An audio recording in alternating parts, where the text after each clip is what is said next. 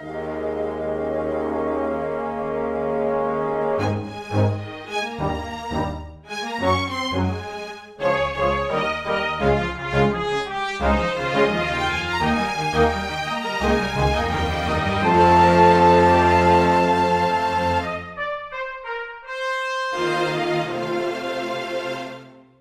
everyone, and welcome to Weekly Manga Recap. It is Wednesday, WMR Wednesday, here on June the 3rd, 2026. I am Nick, joined by Quinn. Hooray! That's me. Nick, I have an important question for you.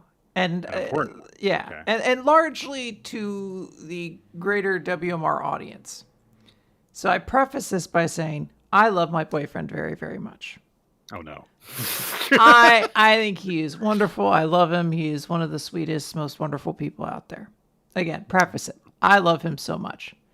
This little freak won't allow us to watch television unless the volume is set to a multiple of 5. He's calling me. Sorry, my phone doesn't want me to have this conversation. That's fair. This might be him trying to instigate, trying to meddle with the narrative.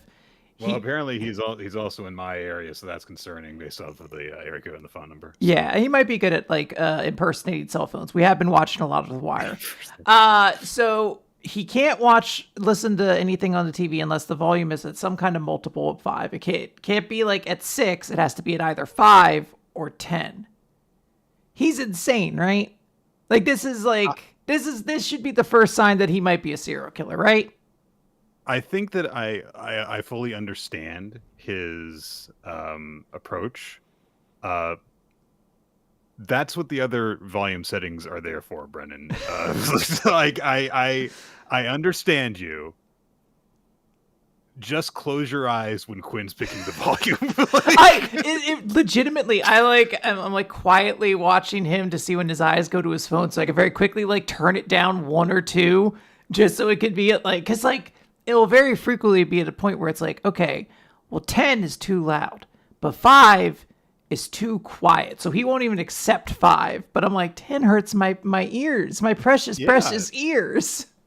Some TVs can have very sensitive adjustments, and in which case, cranking it by an instance of 5 is not that big a deal. Some of them, however, it's a tremendous adjustment even to do 2 clicks.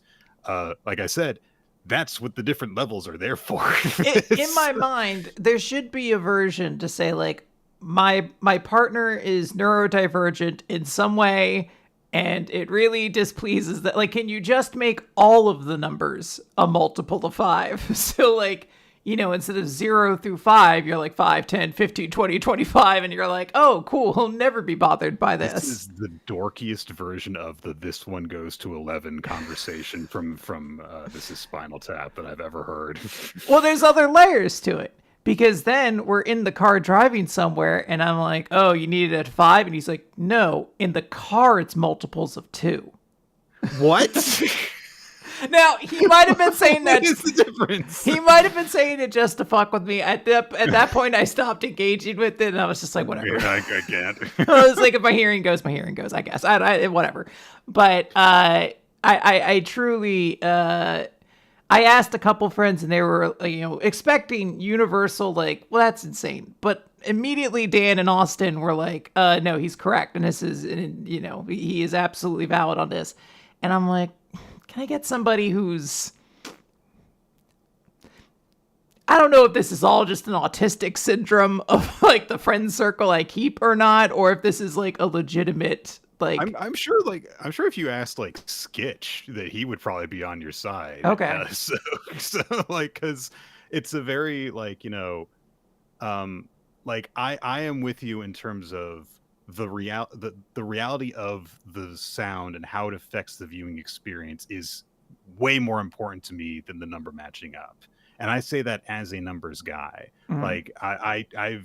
I have my own, eccentricities when it comes to that kind of thing. So I'm not going to say you're wrong for having the hang up at all, but it's going to get to a point where you're going to have the trouble of it's either too quiet to hear stuff or it's going to hurt your ears to listen to it. Unless you get a custom built TV that on every single thing that you watch, everything is going to have a perfectly balanced sound level on one of the multiples of 5. And that's the other thing, is that, like, uh Nicole and I watch a bunch of stuff on, like off the PlayStation, and the different apps on there Oh yeah, they're have all different. different volume sensitivities. So, like, if we want to listen to a podcast, you got to really crank up the volume on Spotify. But then if you go back to YouTube, it's like go back all the way down, and then it's going to have the ads play louder than the actual thing, which, I mean, just muted for that. But Yeah. like, you don't want it to deafen you very suddenly when it cuts to an ad break, because it doesn't warn you on some of the apps when it goes to an ad break. Well, So, and I think this, honestly, Nick, you've given me everything I need. This is a numbers problem, and who cares about numbers more than Nick? I don't think anybody. I mean, some people, but Yeah, but Brennan, who I assume is listening right now, now you have your answer. You're an insane person, and I didn't say that. I do need you to mail me back my Nintendo Switch 2 dock. So, all right. I'm just saying that there is a compromise that can be met here. No, blow it all up. I heard you loud and clear, Nick. No, I'm Switzerland. All right, guys, and again, prefaced by saying I love him very, very much. All right, guys, let's talk about manga. That's what we're here to do. Yeah. That's what everybody wants us to do. Yeah, we're going to begin with Ichi the Witch, chapter 84, 84th Hunt, I Want Him. Judgment has been executed. Amadoro has been hit real hard by the Pillar of Heaven, getting her magic drained, and by his name is so complicated, I always forget it. Kita. Murakita, is that it? Oh man, I can't remember anymore. I had it last week and it's gone now. Hang on, I gotta look up. Oh, it's no way. Damn it! I've already learned the hat guy's name more than I've learned the important Minakata. That's it. Okay, I got it. I didn't read anyone in the chat. Anyway, Amador has been hit. Zairo and him both just kind of like start pinning her down and wailing on her to take out her magic reserves. But Zairo makes the comment like, "Geez, she's got a lot of magic. This is insane that she's still conscious." And Amadoro is not staying down. She's like, "I've got to kill Ichi for my sweet friend. I must kill Ichi the Witch." And Ichi starts to react and go forward, but Gokuraku and Descaris are, looking after him, and they stop him. And then Ichi seems to notice something. He kind of looks up at Gokuraku and notices something. And we're just going to leave that there because it's not really explained what he notices seemingly yet. But Chun goes over, he gets out his club, and, he just wants to aura farm or something like that, because he just puts the weapon down in front of Amador's face instead of also draining her magic. I was like, also, whatever. So he tries to, read her rights and say, you've been detained and stuff. I'm going to take you in, and we're going to escort you to Magic Keeper HQ. And Moneygold steps in at that point and says, "Hey, let my association ask her a few questions before you do any of that. Let us find out why she's doing this." And Shun says, "Witches are forbidden from involving themselves with witch criminals in any way. Have you forgotten?" And Moneygold says, "Well, we haven't forgotten. None of us did anything to interfere in you taking down Amadoro. So let me talk to her. I'm not saying let me be as part of the investigation officially. Just let me talk to her." And Chun actually listens to reason and steps aside. So Moneygold approaches, starts to address Amadoro, and she says, "I am so utterly ashamed of myself. I am so sorry. I failed and could not keep my promise, Fujimine." And Fujimine, through one of the holes in the building that has been blown up from all of Amadoro's magic, because remember she launched herself into the sky in the previous chapter, comes down, clearly trying to look like she's coming from heaven, as she comes down. And is this the Toxa? I believe this is the Toxiterra magic. Because the jellyfish. Yeah, I was gonna say we see a jellyfish iconography used later, which I believe is what the Toxiterra magic was trying to be emblematic of. So she comes on down, and she just says, "Hiya, Desi, how you been?" And she's addressing Descarus. And everyone looks over at Descarus, and Descarus just says, "Oh, Fujimine, you're here. Oh, man, you're always dropping in out of nowhere." And Fujimine is acting all cute and stuff. And Monogold's like, "It's good to see you're doing so well." I will say it was ingenious to start this with Descarus. Because for a split second, I was truly just like, yeah, she's just pretty casual with her. Classic Descarus, really refuting everybody else's opinion. She's just keeping this casual. But then when Moneygold was doing it as well, I was like, oh, okay, clearly something's up. It didn't fully 100% click for me until she did the same thing with Ichi and his friends. And then I was like, oh, wait. Yeah. Something's definitely going on here. Because Ichi is talking to her incredibly familiarly and just says, "Oh, do you need something from us, Fujimine?" And she's like, "Oh, yeah, I got one tiny little favor. You see Amador over there? Can you let me just have her now?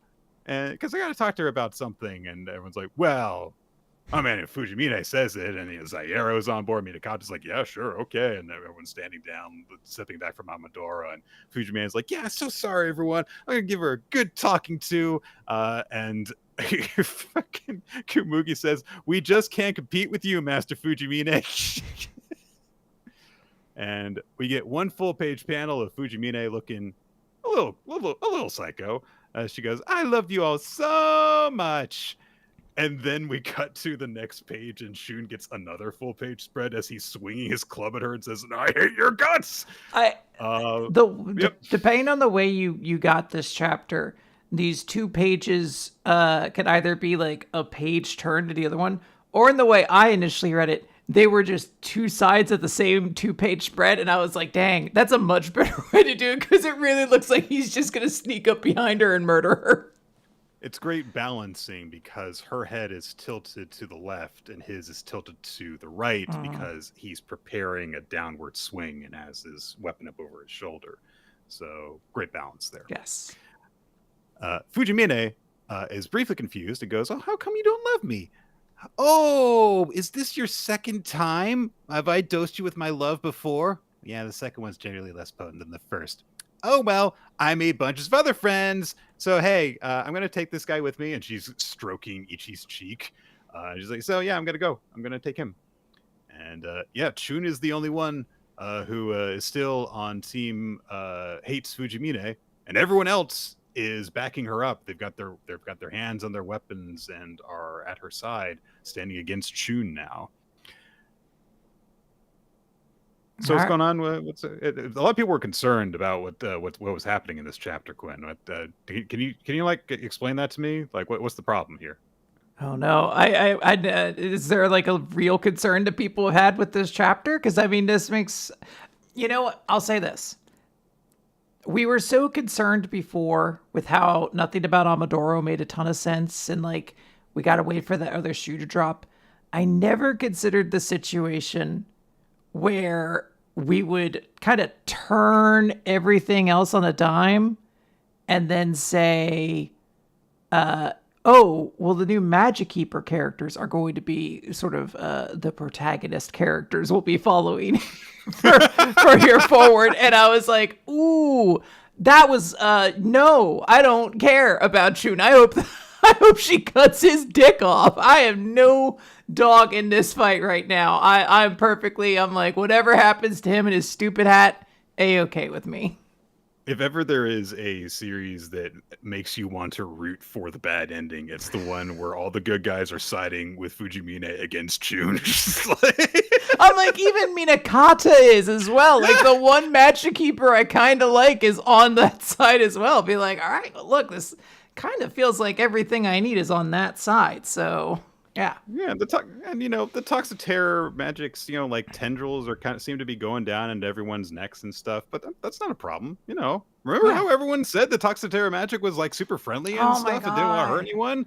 Totally fine. Just friends with them now. Love the Toxiterror magic. Can't get enough of them, and I'm on board with Fujimine and everything she's got going on. I hope for nothing but her success in the future, and I hope she appears more frequently so the Toxiterror magic can also appear. Yeah. There were some people who were in our chat saying like, "Oh no, did Fujimine also affect Nick?" And I'm just like, "No, I'm day one. Like, what are you talking about?" I've been down with this since she appeared. Okay, she didn't even have to say a word, and I was on board.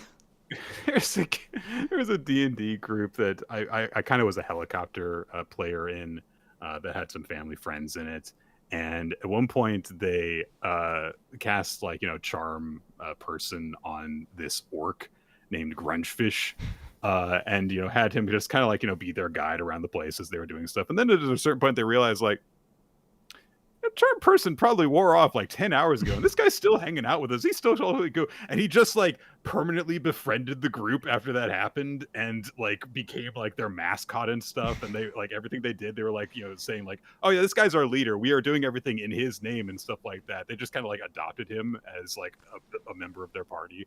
And that's kind of how it feels like with me, where it's like, oh, there's all this like stuff going on where Fujimine supposedly, allegedly, charms everyone with her horrible magic, and it's just like, yeah, but it's pretty cool. So I don't know what the big deal is. Yeah, she's awesome, and we should all be very thankful for that fact. Yeah, I think this is ultimately still a good chapter. Like, I think this helps alleviate a lot of the concern people had about, like, what's going on with Amidoro. It's very clear now Amidoro was not acting under her own, will, essentially. Although I guess there's still the chance that's a wrinkle that, like, she was. But yeah, like, there's a new twist in here. I've just gotta see what happens, because if they're expecting me to be like, oh no, will Chun make it out? It's not happening. Absolutely not. All right. So we are going to move on to Blue Box. Blue Box. Chapter 244, wherein we continue the match between Taiki and Yusa. Yusa won the first set of their badminton match, or the first game of their badminton match. And it's chapter 244. Because she's trying her hardest. Unfortunately, Yusa is also winning the second game. This is not good. He's got 10 points left in order to make a game set match. So a few people start getting worried about Taiki. But then Chinatsu just says he's going to be fine. He's going to be just fine. And so Taiki is, in the middle of a break and play. And you just think to himself like, okay, come on, just lock in. I'm not even like as tired as I thought I was going to be. And he also, trying to like, as he's gathering himself, he kind of tries to put it in context of like, I've been trailing plenty of times in my Batman career, and time again, I have made a comeback. I don't have any extraordinary abilities, and it's because of that I got that experience, which is a very nice, optimistic way of looking at things. There is definitely a psychological edge that you have from it's like, okay, I've been here before and I have overcome the odds. So, and as he begins the next point, he thinks to himself, like, I'm just a normal guy. I am not, very flashy. I don't attract attention. I don't have overwhelming talent. People tell me I've got a positive attitude, but sometimes that just makes me, go around in circles. And I've got a bunch of worries and I feel down when I lose. And I know where my weaknesses are. But I'm so insanely blessed by everyone in my life. My mom, who gets up early every morning to make breakfast. My dad, who works to pay for my tuition, living expenses, everything else. My best friend, Kyo, who keeps an open mind, always listens to what I have to say, and points me down the right path. My upperclassman, Haruyu, who's strict and a little mean, but he cares for me, and he's become my role model. Aw. And I like how poor Hina. There's like a part of me that's like, she can't read thoughts, so this doesn't hurt her as much as it hurts me to read it. As Yusa fails to get the shuttlecock over the net, as Taiki scores a point, he thinks about Hina and thinks of her as my second best friend. Which is like, yeah, I mean, that is who she is to him. Like, but she gets two little blurbs, whereas, everyone else really kind of gets one. He says she's usually a goofball who likes teasing me and getting teased back, an ordinary girl who's more serious than anyone when it comes to competition, and is someone I aspire to be like, and whom I can respect. And then we finally, at the very end of that, apparently Hina does have the ability to read Taiki's thoughts because she just goes, second? What do you mean second best friend? Taiki, she can't be runner-up in both of these areas, dude. Just say my girl best friend. Well, I guess that it excludes Chinatsu then, or whatever. Oh, no. You can't win. And Taiki also thinks, and every single day in and day out, because she's trying her hardest, thinking of Chinatsu, she inspires me to do the same. Chinatsu-senpai has worked so hard to achieve her goals that I, too... And we start to see a montage of Taiki taking control of the game. There's a bit where Yusa hits the shuttlecock too far and it goes out. There's one where he manages to get this kind of like smash over the net. And then Taiki thinks of another bit. This is like the third time we've cut to this conversation between he and Chinatsu in the aquarium, it feels like, since they went on that date. But Chinatsu told him she was thinking about studying abroad next year. But Nick, that's what this whole series has been about. She didn't want to go abroad. Oh my gosh, that's what Taiki says. Well, that's what Chinatsu says about that. Taiki must be thinking. And she's like, yeah, there's like all these people who want to like study sports abroad, and I kind of want to like learn about basketball in its home country in America and stuff. And then she says, I'll bet you're thinking like, oh, but all this happened because I didn't want to go abroad. And Taiki says, I'm not thinking of that. You didn't want to do it back then. You were only going to do so because of your parents' situation. And he looks very flustered but determined. He says, look, I support you. Go out there. I'll see you when you get back. And in the present, Taiki thinks that Chinatsu's trying to broaden her horizons. She's moving toward a new goal again. And the two of them, as they look at the aquarium, we get it intercut with the shot of the two of them at the beach, looking out towards the horizon while the sun sets. And in the present, Taiki keeps on making his comeback, and he thinks about like all the people who are supporting him, all the people who have now started up college, Kyo, who has said what he wants to do in his life, and he says like everyone else around me is little by little broadening their horizons, and if there's one thing worth mentioning about me, it's that I'm open to being influenced by people like that. And he gets one more smash, takes the second game. Very, very small margin of victory, like the smallest basically that it can possibly be in Batman, 21-19. And it's announced that, going to a final game. So he's knotted it up with Yusa, and he's got the momentum on his side. So, holy shit. Yeah. You might do this thing. It's a very fun chapter that also continues to sort of perpetuate the idea that the series is not probably going to be running too much longer. I think the moment of Taiki running down every important member of his life and their significance to his badminton career kind of seems to indicate we're probably not going to see inside Taiki's mind too many matches, because it's going to be a pretty repetitive thing if he has to have another climactic final showdown with somebody and it's like, and again, I'd like to thank my mother who always made me breakfast, and my father who always went to work, and my friends who always support, like, this kind of feels like a crescendo of the series. So if we do kind of wait to see what's going on here, I don't know. I guess I'm gonna lay a prediction, Nick. We don't do enough crazy predictions anymore. Yeah, we don't stick our necks out there anymore. It's because they're so fragile, Nick. They're so sore. Age is catching up on us. Taiki is going to win this match, and then end up getting tossed pretty quickly from nationals. But he is going. This is going to be sort of the triumphant Taiki moment to end the series, I think. I see what you mean. Okay.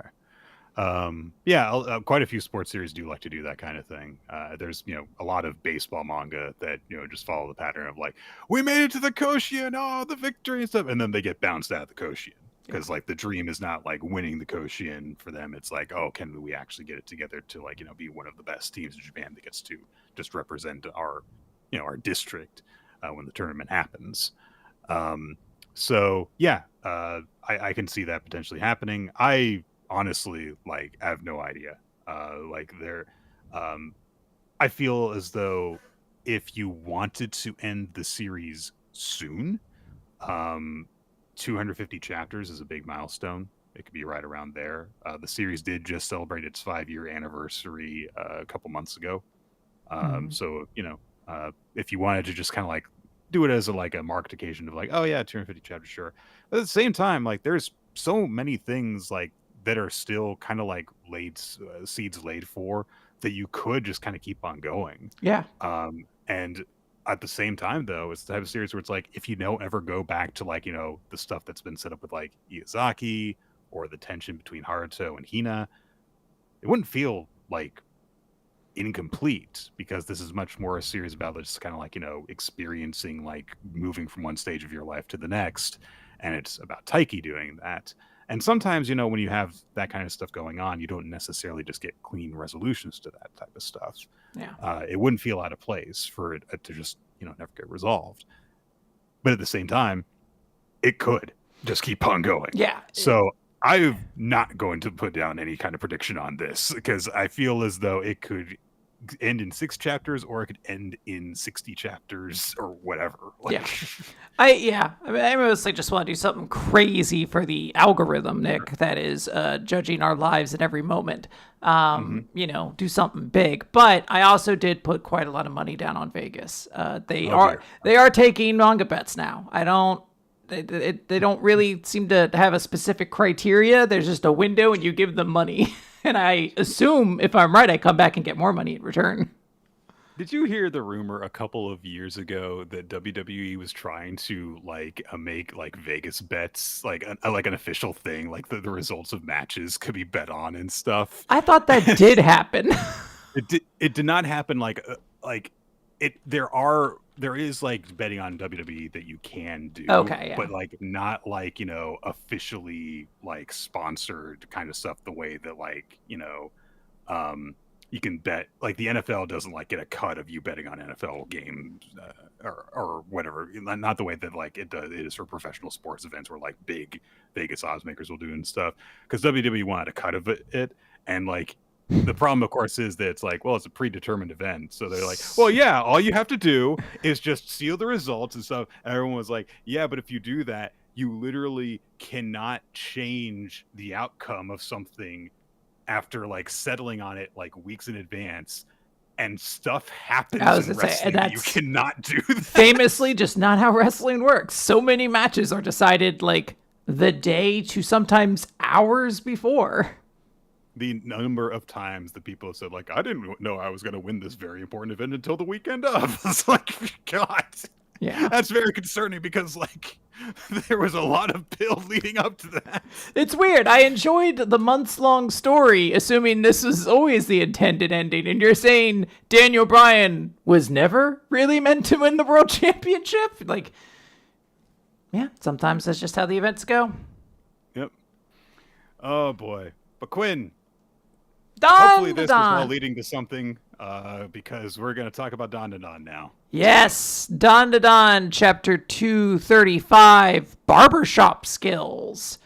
So, the barber, currently name unknown, the barber, has shown up to the event where a bunch of unfortunate-looking people are really just beating up our heroes, really laying down the law. And it seems pretty awful. But everyone questions, hey, who are you? And why are you in our territory? State your name. And our barber says, being a barber, I thought, that's odd. What weird hairdos? And so, being curious, I came here to cut them. Every all right. Fucking weirdo in Dandadan has to get their weird ass character over so hard.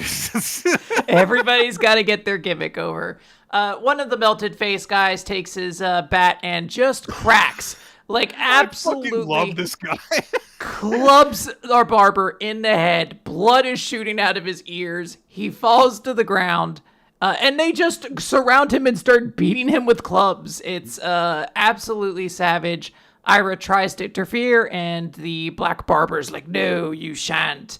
and weird seal guy is still beating up on Okarun. Has not stopped beating the fuck out of him. He's just like knee slamming. Yeah, like he's just like, I'm gonna keep doing it forever. He'll eventually surrender his power. He's just like, I have no power to surrender. But there's a moment where one of the melted face guys goes flying, and everyone looks over, and then suddenly our barber in a big 2-page spread has kicked both the bad guys and a bunch of the other guys, and they all go flying. So very dynamic. Like everyone is sideways. Yes. It actually took me a bit to realize that the black barber also got hit by this attack. Like, I was like, well, it sucks to be that sea lion guy, but the black barber got out fine. But he did also have to do like the backwards skating thing to suggest that there was some impact to him as well. Our barber goes to attack our other barber with his scissors, and our hero barber blocks it with a regular, normal-sized pair of scissors. And there's a whole bunch of action going on. Our barber slips away and is like, hey, could you jab your hair into the ground, young lady? And she's like, who are you? Like, are you an ally? And he explains, I am Yatagarasu, and I have been asked to offer my protection to you all. He then describes Portly-kun and Antenna-chan are safe at my barbershop. And if I were Kinta, I'd be like, hey, couldn't you have called me Nerd-chan or something? Like, why did I get Portly-kun? There are other things you could have used to describe me. I mean, obviously, Sakata would say something along the lines of, call me Grandmaster Robot Kai. Like, yeah, he would, of course, do something like that. But in his heart of hearts, he'd just be like, come on, something else. So he is told, he tells Ira, you got to stab your hair quickly into the ground. And she does that. She breaks up the ground. And they're like, now that it's all jagged, we won't slip on the ground anymore. Till the sea lion guy just like aqua jets across it, and everything is super slick again. And it doesn't matter.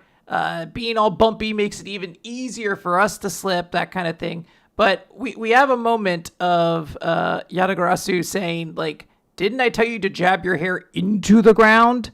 So she does that, and he like slinks underneath and starts cutting her hair as it's going down. And at the end of it, there is a giant pile of hair on the ground. He's like, we shouldn't slip anymore. And he has created essentially a tiny carpet of her hair, which the black barber responds with, that won't do any good. A great volume of hair actually makes the floor more slippy because hair follicles are just tiny round logs. He then immediately slips and falls right on his fucking face. As Yatagarasu says, lecturing a barber about that is nonsense. What you should be doing is complimenting me, for as a barber, I used my expert cutting technique to create an artificial turf firmly rooted to the ground that provides excellent traction. And then he shoryukens him. Well, first he gives him a quick massage. He does. He says, this way I can give you a quick massage and then shoryuken. And that's just how the chapter ends. Quite a lot goes on there. I don't know how to respond to the shoryuken part.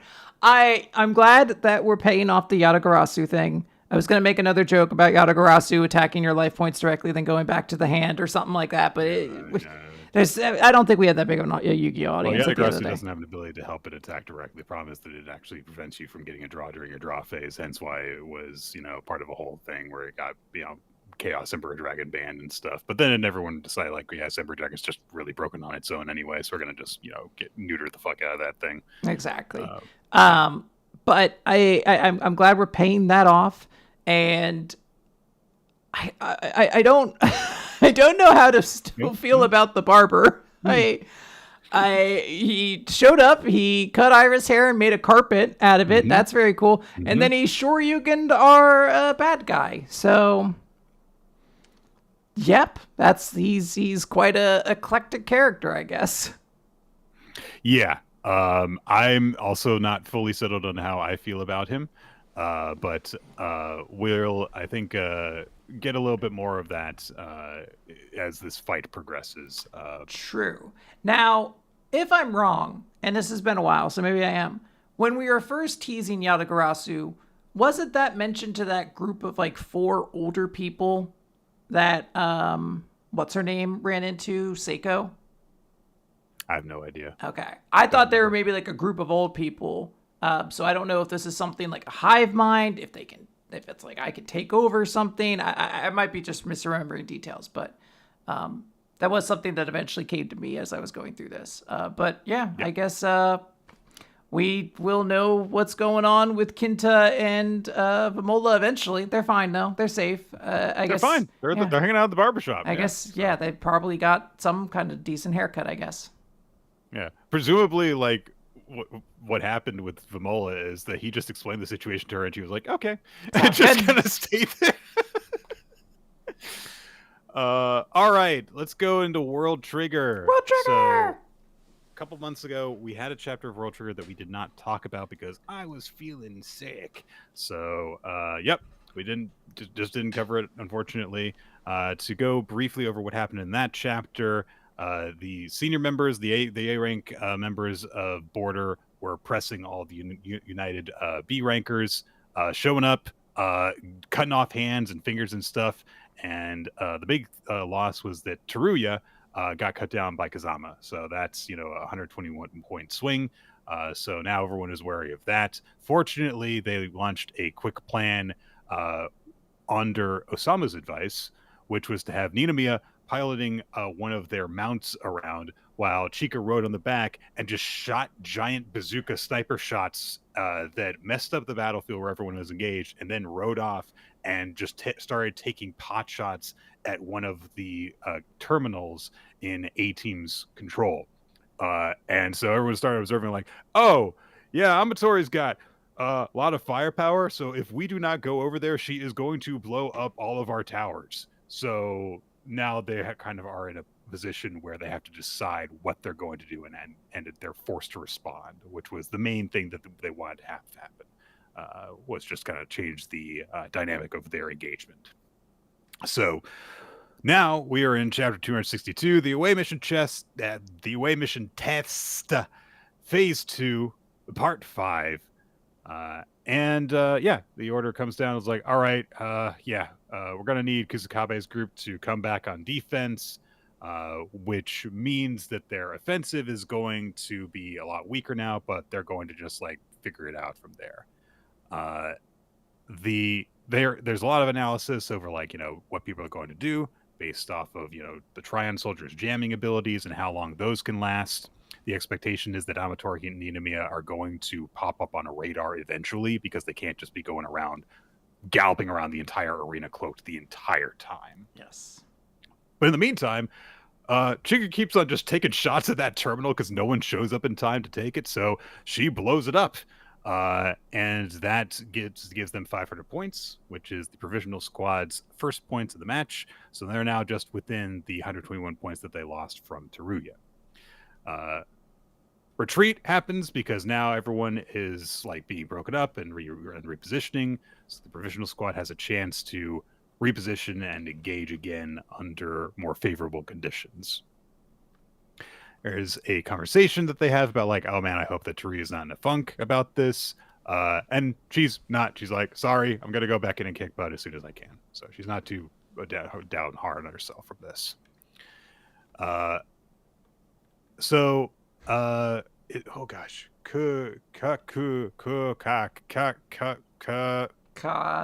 glasses boy. Oh, I have to remember which spot we're at. We are on. I'm on page 8. Hang on, let me pull up the list. That's Kodera, right? Is that Kodera? Is that Kodera or is the blonde kid Kodera? The blonde guy is Suwa. I believe that is Kodera. There's so many blonde guys, Quinn. I'm not talking about that blonde Oh, guy. sorry. Kakizaki, I think, is the one who you're thinking of. That's Kodera blonde. is one of the Azuma kids, I think. Yeah. I thought Kodera was part of Arashiyama's squad. God, I'm so bad at this. If it helps, so many I don't know if in anyone's this great at series. it necessarily. There's so many Oh, children Kodera's from here. Miwa.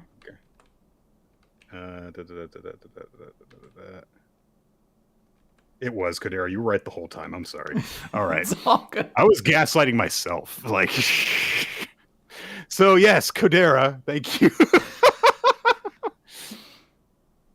He starts repositioning a whole bunch of squads while he is on the move too. But the main warning that he gives to everyone is like, hey, they're probably going to aim for the high value targets because that's who Kazama went for while there was all the confusion happening while they were engaged. He cloaked up, went after Takuya. Nope. Never mind. Forget it. I've already forgotten her name. Teruya. There it is. There's too many characters. Bravo for you trying to actually name every character and not just being like fucking dude in a black coat number 3. There's two. Everyone wears a black coat, Quinn. That's why you say number 3. Just all they're all extras. That's all of them. So Kodera also thinks to himself that's like, all right, the fact that we managed to lure away an entire squad is great because now we have way more fighters in the central area. And also we've got some more squads coming in within a few minutes. I am concerned with how Arashiyama is going to respond, but if they go for a terminal, that means that we'll have so much firepower in the main camp that we can just hit back at them. So he instead expects that they're going to just join the central conflict instead. And so he's like, the key right now is everyone regrouping faster than our opponents can. And there's a lot of running around. We catch up with Konami, who, boy, she engages with so many people whose names I don't remember. And she has a double-bladed... She has Darth Maul's lightsaber now, Quinn. She does. Kagura... Twin-bladed Sogetsu. I think that's Kaka's... That's Kageura. Yeah, Kageura, Kakizaki, Kakizaki or something like that. OG and... I don't know, another dude. I like how Kageura ducks a sniper shot and it nearly hits someone else behind him. He starts sparring with Konoe around the terminal, and she's like kind of like scratching at it while she's flailing at him too, and he's just kind of like chasing her around like, come back. Finally the other starts shooting at her, and then Reiji just comes busting through right next to them. So everyone turns to attack him. He's got his shields up. And then Jin comes up next to Kageura. So everyone is trying to like stop everyone from getting at them. But it creates an opening where it looks like Kageura is going to get attacked. His danger sense goes off. But then fortunately, Kitora comes vaulting in off of a grasshopper that gets summoned. She kicks it at Konoe. And we don't even see her face as this is happening, by the way. I honestly, when they were like, oh no, Kitora's here, I was like, oh, okay, she must be on the next page. Oh, wait. No, neither of those two are Kitora. No. Nope, he just copied Kitora's technique. No. And then I'm like, oh, she did show up. I guess that was her originally, and I just didn't realize it. Kogetsu Whirlwind, he just copied Kitora's technique. No, he does that. That's actually Kitora. No, it's not. Because he does the Kogetsu Whirlwind after that. No, those are two different characters doing the Whirlwind. God, there's so many people with black hair in this series, Quinn. I completely agree. It took me a while as well, but the person who comes in with the scorpion out of her foot is Kitora. Okay. Because she's later on next to Kageura, and the two people fighting Reiji are just two other characters with dark black hair. Because Okudera summons a grasshopper that vaults Kitora, and then we don't see Kitora's face like ever in this chapter until right when like the fight is over. Like, yes, it is not the most intuitive of action sequences, unfortunately. what would have been great is that when Kami goes, "Oh no, Kitora!" If you saw Kitora's face, maybe. Oh my god! So Reiji gets attacked with 2 Kagetsu whirlwinds. They like X-Men logo through his shield, which is a cool moment. So they have to summon a bunch of barriers. Kyosuke comes in and he starts firing at people. So then all the A rankers have to regroup. Reiji has not been actually like taken like a proper wound. He's lost a bit of Tryon, but he's not like lost an arm or anything like that. He can still keep on fighting, no problem. More regrouping happens. More reinforcements are headed up from the A rank squad. So Kadera keeps on talking about like, okay, we got to use our numbers advantage, and then, okay, I can do this. Nobody rush me. Absolutely. Sayoko, the quiet, hesitant girl from Yuma's group, she observes that like, hey, there's enemy Tryon soldiers that are active, and they're moving toward Terminal 1. And Kadera's like, oh, well, I mean, they've just got to like be standard Tryon soldiers though, like because they're not going to like move their rabbits into attack, because they're going to use those as a network for transportation purposes. They're not going to just like have them go and be an offensive. So one of us should be able to go over and take care of them. But then he's like, okay, I should make sure though. And so he asks her for more information on the Tryon soldiers. And she is hesitant, doesn't have that information, but Osamu is in a position where he can actually see them because they're Ilgars, the big, giant, flying bomber fortress ones. And Kodera's like, oh, that's really bad because we need like heavy-duty firepower to take them out. And then you realize like, oh, we sent Chika to the other side of the map so she can't intercept them. So that's their big response to Chika running around is like, all right, well, if you're going to do that, then we're going to go and send out these guys that basically she is the optimal person for dealing with against this weakness in your defense. And yeah, Arashiyama's just like, yeah, we're just going to take down a terminal or 2 while you guys are doing that. No problem. So, time to respond to that. Explosions start to go off. And so people are like, oh, did they already destroy the terminal? No. Chika's over there with Ninamiya, and she summoned some meteors, and she's blowing a bunch of shit up. And nobody knows what they're doing yet. Yep. That sure is the situation, Nick. How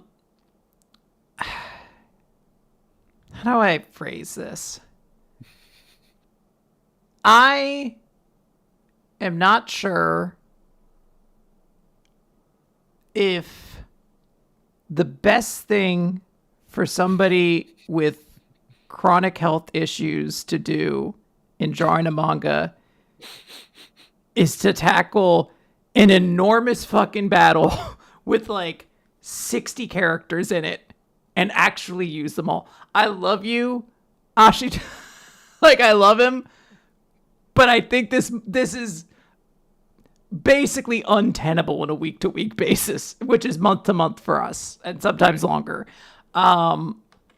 I wish I had like a little button I could hit and I could like flash forward like 2 years and read this whole chunk at once, because I bet it's extremely satisfying.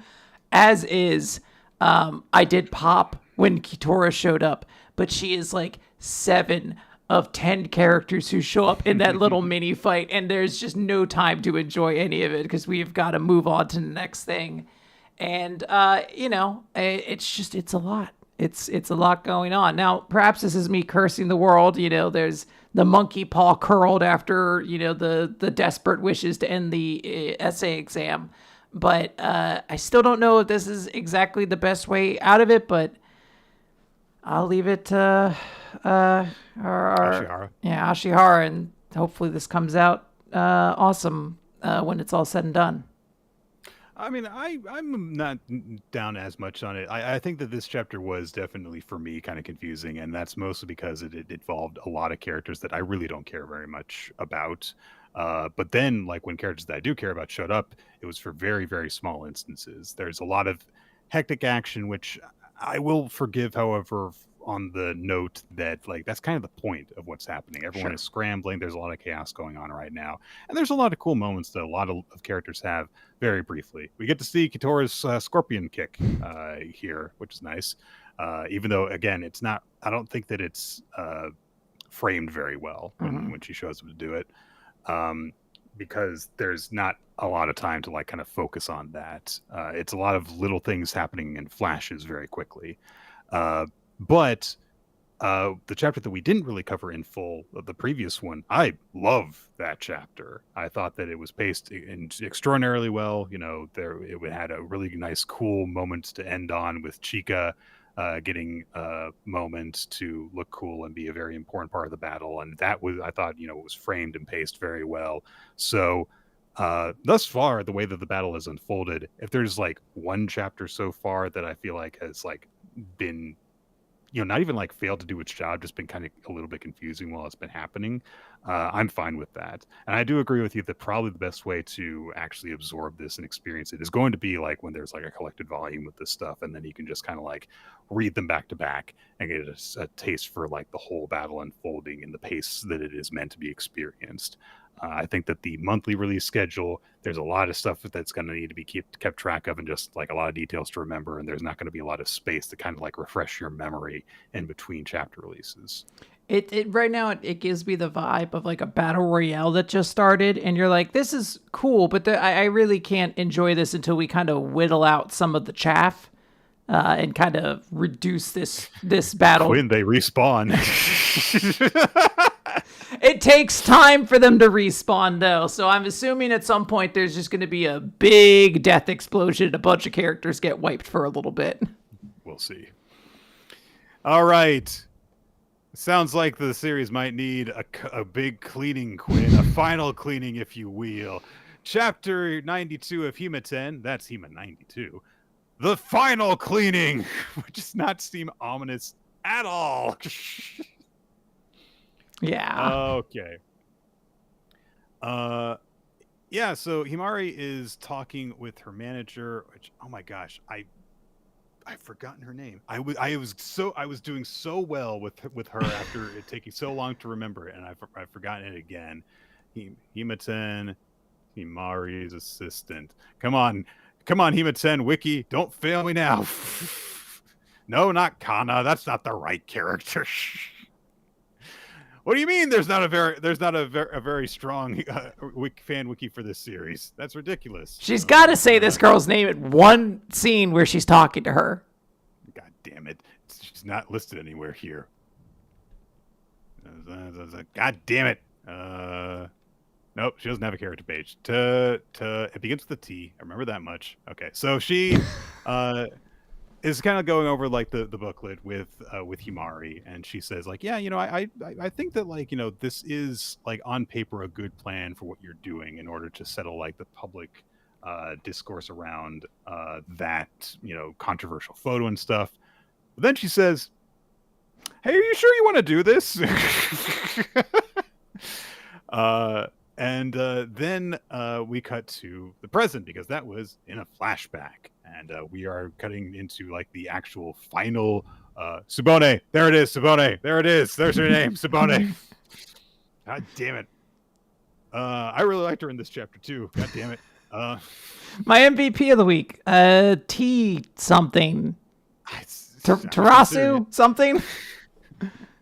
Himari has a surprise for Iamori, which is his own logo apron. So because he's, you know, like a proper like employee and stuff, she's a staff member and everything, and she's like, yeah, you know, you're really important to me. You've been supporting me as like my like employee, and I wanted to, you know, show that. And Iamori's like, why didn't you give this to me earlier? Because she says she's had it for a while, ready to go, and she's just like, I mean, it was supposed to be her Christmas present. But then Subone right afterward thought that you working for me was an issue, and I had to ask you to resign, so it just didn't work out. And yeah. But Iamori has this moment of like, you know, kind of like going, oh, well, yeah, I guess like if I'm going to be in your photo book, then yeah, it makes sense if I like, you know, kind of wear a thing that makes me look like your employee. Yeah, it'll be official and stuff. So Iemori starts to get set cleaning, and because these two are so fucking dramatic, he thinks to himself, this is the last cleaning I'll do for Yoshino. Is this really a tell-all? But then he, starts to get like change out of his normal apron into the, Hima-Riz apron, and he says like, this is the first time that she's like actually called me an employee. So even though there's that very professional label on it, it's kind of nice that he feels like oh, there's kind of like an official quality to our relationship now, and that's nice. So again, he reiterates, I've quit being her house cleaner. So I got to figure out what Yoshino is to me, because my relationship with her is that important to me. But thinking back, maybe to Yoshino, our relationship was nothing special. Oh. So there's that mixed feeling to it. Like, oh, this is a nice gift, and I'm officially part of your team and stuff. But she is also at the same time like, you are my employee. Here's the label. Here's your name. Here is the line between us. Yes. Himari talks to the editor who is there and asks like, oh yeah, is he always like this thorough? And Himari is very complimentary towards him and says like he's a real professional. And there was this, one misunderstanding that we had at first, because like I didn't expect it was going to be like a guy from my school, but you're my trust, and we're friends now. She's got all this nice stuff to say about him while he's working, and Himori's like, yeah, like she does like treat me well, like, in terms of like how much appreciation she has for me, but maybe our relationship was just like always like this. Then the whole thing, of course, comes to an end the same way it always has with his cleaning sessions with Himari, which is preparing dinner. She eats it. She thinks it's wonderful and delicious and stuff. Again, she has like all these glowing things to say for the staff of the book that are there. And the editor's like, oh, they've got such a wonderful bond. Tsubone says, yeah, she might be in high school, but she's very particular about work. And if she approves him, that's proof that Iemori has taken his job as her house cleaner seriously. She's an impressive girl, which means her house cleaner has to be too if he's supporting her. Oh no, wait, that's what the editor says. But then Tsubone says like, all right, yeah, you've got it now. You understand. But Tsubone says, let's have the photo book show that kind of relationship, and then thinks privately, because that's the final thing that Himari wants to leave for Iemori. Oh my God, these kids. So you're still going to be classmates at school if nothing happens between you. No, that's not how it works. It's going to be deeply traumatic, and I have to make this the correct decision and run through every scenario and be ultra considerate at every point in time. I want to clarify. We earlier in this episode were talking about Chinatsu and Taiki, who are boyfriend and girlfriend, and how Chinatsu is going to spend a year abroad out of his life. Mm-hmm. And they didn't think about it in this dramatic terms. Well, she's just a very good basketball player. Himari is the president of a makeup company. We still don't know how. She's a high school girl boss, Quinn. I can't wait for the last chapter when they're like, how did you start this company? She's like, I won a contest. It'll be good stuff then. Oh. Never buy wired headphones. Oh, man. So, the whole day ends. The editing staff are leaving at the same time as Iemori, so it's like, the photographer and the editor and he are all leaving together, and Himari gives him like, oh, I'll see you at school tomorrow and stuff. And Iemori says he's looking forward to, like seeing the book when it's all done. And then he narrates, after this, there's nothing for me to do as Yoshino's house cleaner except give back her key. That's all there is left. So Tsubone again asks Himari, hey, are you okay with this? Hey, this seems like a dumb idea that you're doing. And Himari's like, yes, yeah, thanks for all the material. It's like, yeah, this is gonna be great. This was all just a part-time job for him. It's not going to be useful experience for his work history, unfortunately. But you know what? He can be proud of what he's done forever, and it'll be part of his heart's resume. All right, calm down, girl. Calm down with all this shit. Jesus Christ. And Tsubone is like, do you think that that's like the actual effect this is going to have on him? And she just points out, like, you guys have a relationship that has gone beyond professional a lot of times. I think that this experience that you have just done today is just going to confuse him. You wanted him to stop working for you so that you could be friends with him. But now you can't think of hiring anyone else as your house cleaner because he's not your house cleaner. Do you understand how you have now designated that he is just a professional affiliate of yours? And Himari's like, well, it's a good thing that I didn't cross that professional line then. So too late to reflect on that. And Tsubone's like, no, I'm pretty sure that you are like really like picking apart your relationship right now, even as we speak, you and me. And Himari's like, but the situation's different. Tsubone's like, what? Because Anoka likes him back? And she's like, yes, I don't want to get in their way. And Tsubone is just like, look, I am your professional colleague. So I do not have the right to interfere in your private life.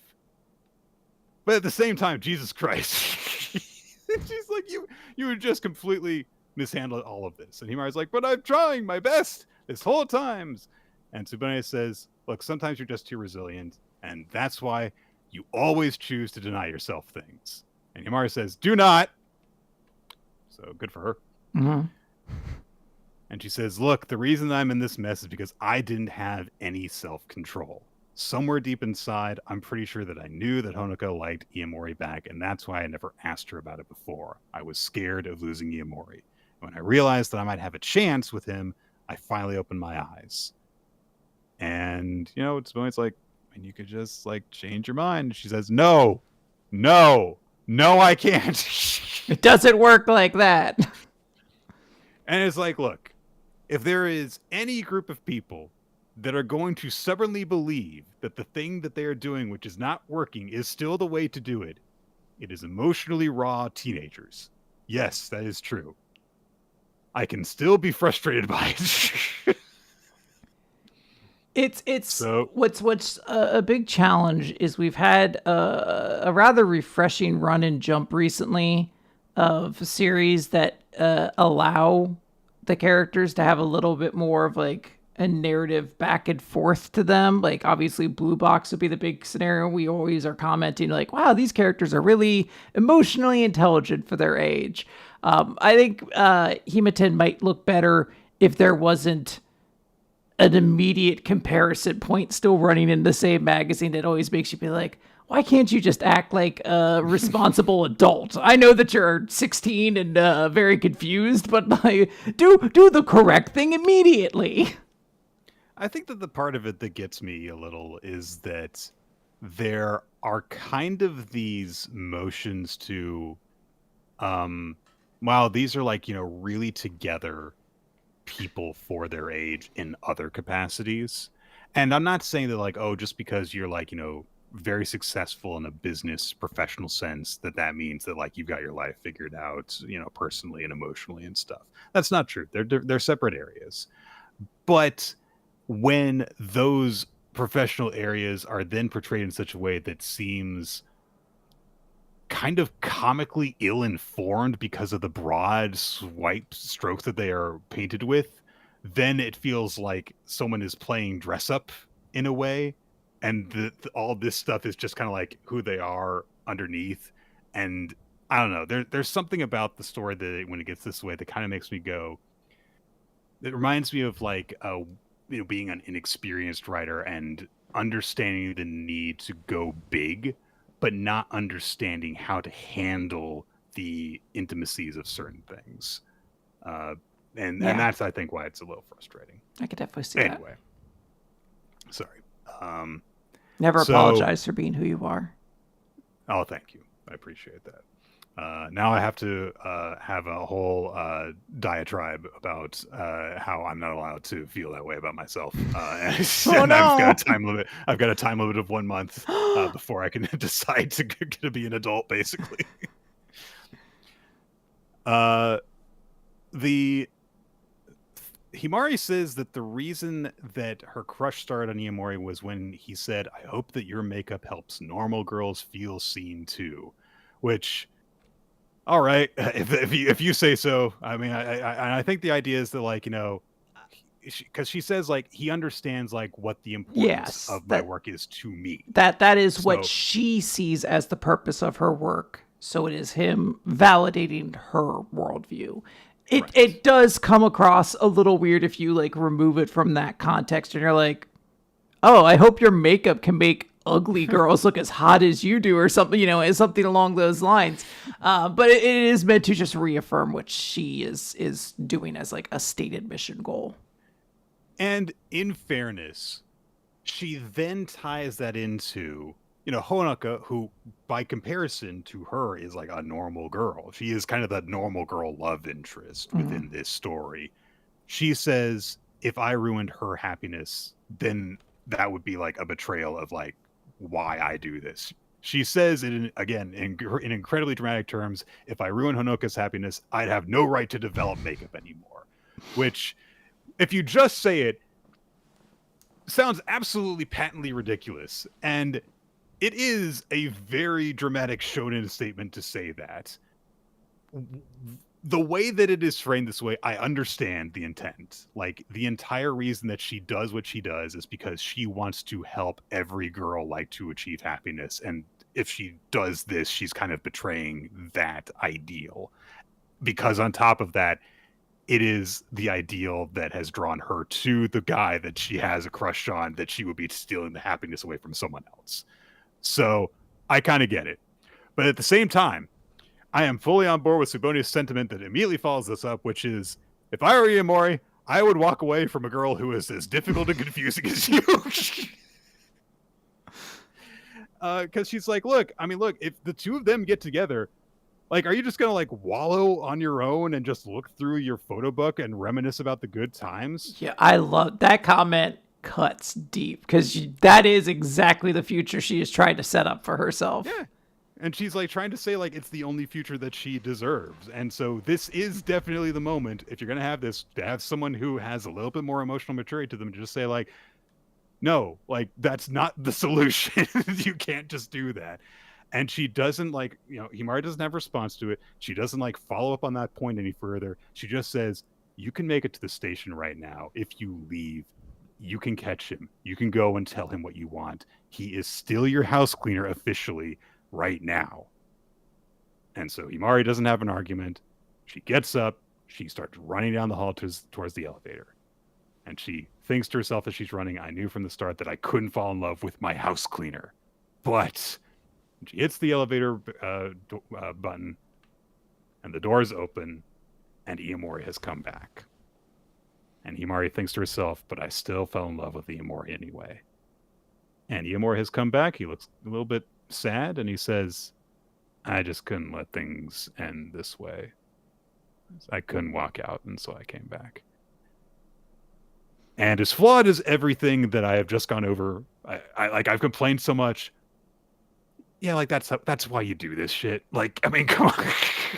It's not a bad moment. I do think in terms of sentimental elevator scenes, you know, my heart is still always going to belong to Phil saying all of his feelings about Haley while she's just off to the side in Modern Family. That's a great moment. Top 10 right there. Phil, probably the best sitcom dad out there. He's pretty great. Yeah. But that said, this is still a sweet moment. I think I like it if only because, or I shouldn't say only because, but partially because this also indicates there is going to be some end to the, you know, dancing around of this particular scenario. Mm-hmm. If Iamori is like, look, I don't really know what's going on, but I just couldn't seem to leave, then there's got to be some kind of conversation, I feel like, from here that allows us to, like, progress their relationship, even if they don't end up together. Like, even if they really come to the realization of, like, but maybe it's best for us to kind of continue our own paths or, whatever. At least they will have like a full conversation, it seems. Yeah. Like, there won't be this artifice of like, come over to my place and be my photo op or whatever. I am, in a way, like, as frustrating as I have, as much frustration as I have expressed for a lot of the points in this chapter, because the overall point was to demonstrate how absurd Himari's plan was and confront that and have her deal with it and lead us to the point that we are getting now. I did overall actually very much like this chapter, because even if like the stuff that is within it frustrates me, the direction that it is headed in, like you said, is a very good one, because we're finally getting the momentum moving to get past this stuff with all these artificial deadlines and boundaries that they have created towards their own happiness. Plus, it also helps when you can get a chapter where you have a character like Tsubone who is sitting there saying what we as an audience are kind of feeling, which is just like, kind of just seems like you're kind of being like really difficult and confusing and pushing him away that way. And you're just going to spend the rest of your days looking at this weird photo shoot book you did and saying, oh, I'm actually happier this way, when you're very much not. Yeah. And that's why I said, I was really strongly considering Tsubone as like my MVP for this week, even though I unfortunately forgot her name at the start of it. It was like, yeah, preach, girl. Thank you. All right. Kinato's Magic, Chapter 17, Makarenge and Racing Hearts. Yeah, that's right. Last time, Tarasu demonstrated the Makarenge to Kinato, which is this kind of sparring dance that the Majo do, which helps to teach the manipulation of mana because it synchronizes flow and stuff. And as you perform the Makarenge, it grows faster and more powerful, and thus requires instantaneous control over mana. And so Kinato is now practicing this with Karyu, one of the guardians that has been training him directly. And so he's focusing on like all the stuff. He's focusing on both the physical elements of it and on the mana control elements of it. And he's like, if I don't channel my mana into all the right spots, then it's going to send me flying. I've got to assess my opponent's mana output, and I've got to be perfectly in sync with their technique, with their breathing and everything. If either of us falters even a moment, and he immediately gets knocked on his ass, it goes tumbling end over end as Karyu just like kind of like does the sparring normally, and his mana just blows up in his face. The Latna encourages Kinato to take a bit of a break, and then says, "Here, swallow this," because they've got a traditional remedy for him, the Maringan. It's not a bullshit eye power. Kinato had that already. He started with that. It's some kind of bun. It's like a sensu bean, but like I don't know. It also kind of makes you annoying as well. Yeah, he seems to be a little bit high after he eats it. Yes. So he's like, "All right, I'm ready to go. Let's do it." And Latna and Karyu are like, "Yeah, it's that way every time he takes that." And they're like, "We didn't put anything weird in that, right?" This is how like they learned that they've just been taking like cannabis the entire time. Yeah, man. We grow a lot of things here in the garden. What kind of things are you into? Some Skywalker OG? What's going on? You're looking for some Northern Lights? Yeah, I can help you out there. So Kinato's Magic. Ooh, that's a good one. Kinato. You know, the thing about Jim Belushi is a lot of people really talk down to him because he wasn't his brother, but like if you watch Life is According to Jim, you'd see he was actually pretty funny, you know? I love the follow-up panel to this scene where the sparring happens, and now Latna's doing the Makaren with him, and Kinato just gets punched in the face. I was gonna say, I don't even know if that one was an explosion of mana. He just, I think he just got cold cocked. We cut over to Tarasu, who is still doing her "I definitely don't have a crush on this boy" note-taking observation stuff. Remember that Jien's just been kept in a cage this whole fucking time? But it's weird because it's a portable prison, so Yeah, they can move him Are around. people like picking it up for him to move around, or does he have to like shove himself against the wall or something? Let's be honest. This does not look like it's that heavy of a cage for Latina to move. No, that's true, I suppose. So yeah, Jien says to Tarasa's like, "Hey, are you worried about him?" And Tarasa's like, "I mean, maybe you should be concerned with your own life, considering what we're gonna do to you if things don't work out." But she admits, I suppose, yes, I'd be lying if I said I wasn't concerned about him. But she says like, yeah, his magic seems like it would be beneficial to us, but my chest aches slightly when I think about him, and I'm not sure why. And Jien immediately is like, what? What? And Tarasu has been like, yeah, I went through all my books, and I can't find anything about these weird symptoms, and I can't talk to my tribe about it, because I'm their chief, and like I can't worry them about me. Have you ever heard of anything like this? And the conversation abruptly ends there. They don't continue it. No further character details are had, and we move on to the next scene. Yeah. So the thing that Jien says, which is not as creepy as it could be, but it is very creepy, is that basically like he doesn't want her to tell anyone, basically so that he can hoard all the hot gossip to himself, essentially. He wants to see how this unfolds, essentially. Yes. He words it though in her heart-pounding naivety will be all mine. It's so weird. He turns into a Disney villain. And then Tarasu starts to say like, and last night Kinato was in my dream, and Jin was like, oh my god, you're so fucking pure and naive.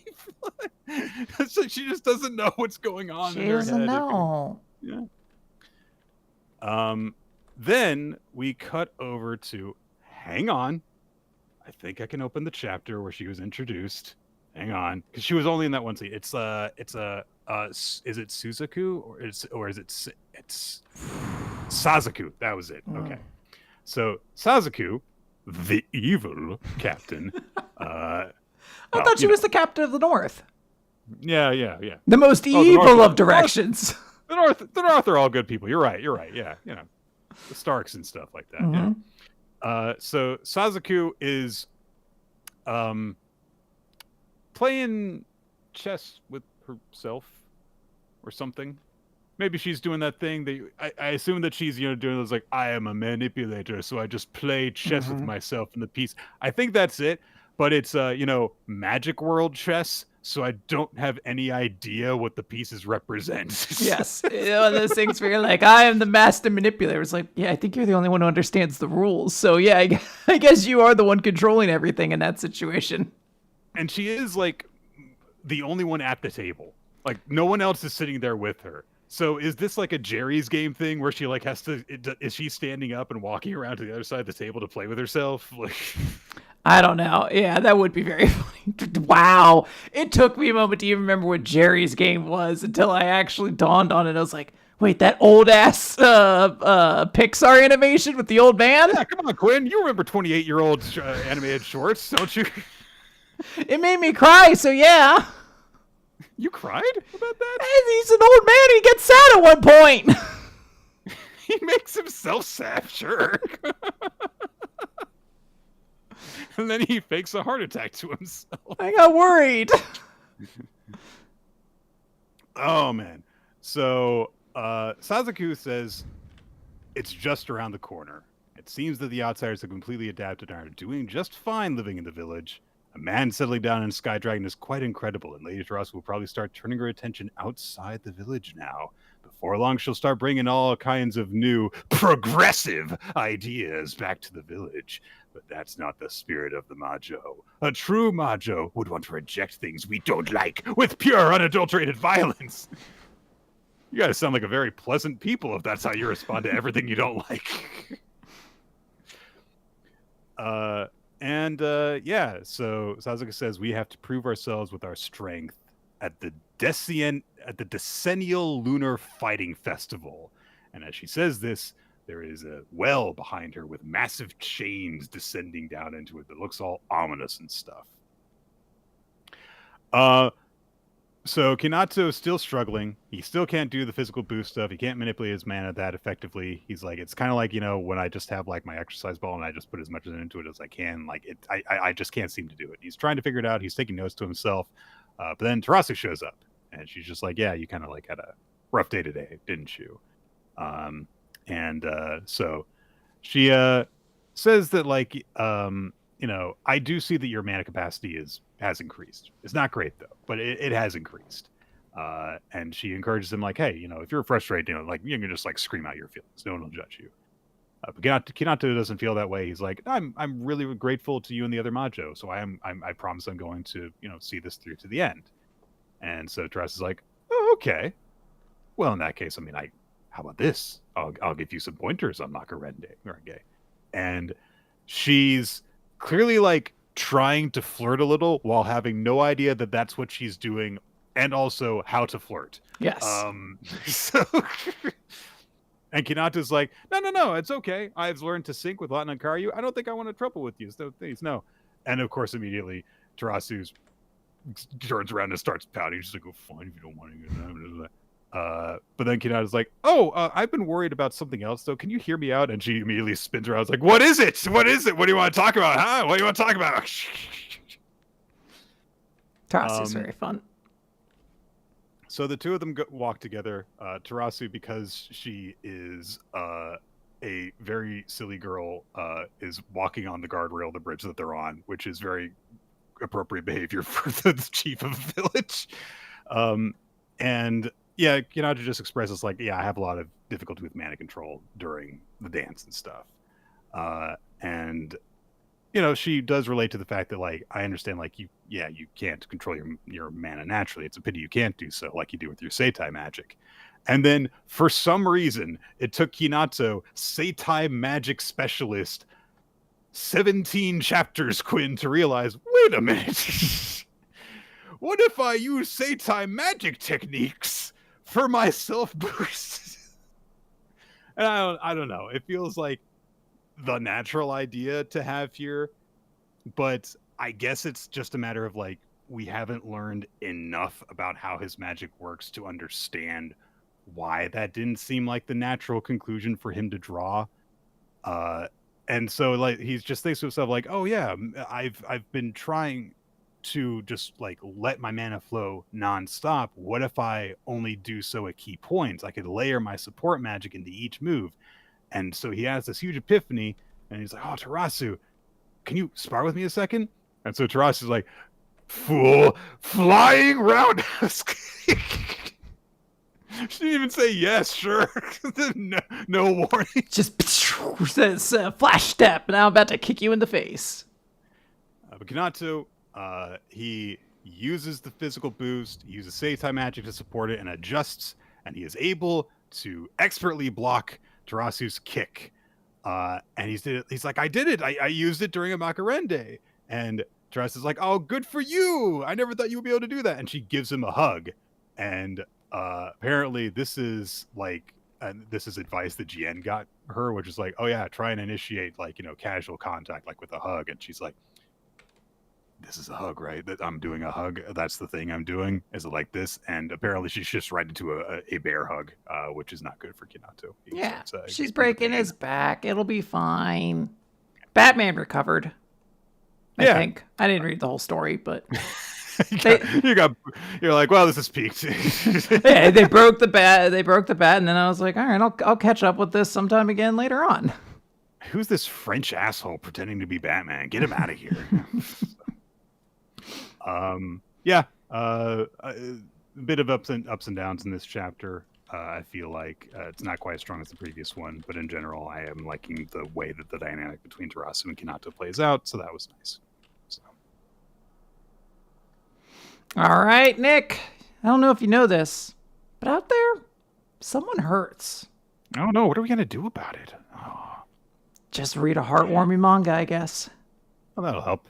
Someone Hurts, chapter number 35, Mimei Fukumori's Radio Days, part 1, which features a 2-page spread of the two of them in color. Because Someone Hurts, big hit. So yes. Isn't that nice?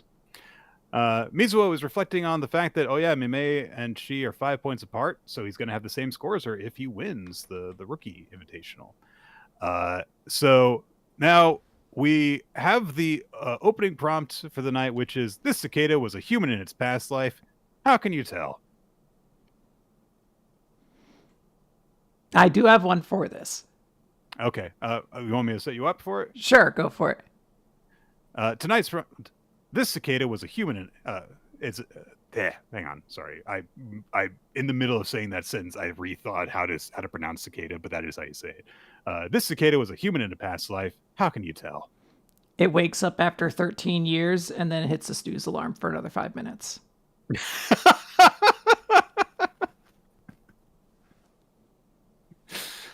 I was going to say along the lines of if it went 13 years without having sex, it was going to kill itself first. Oh my god!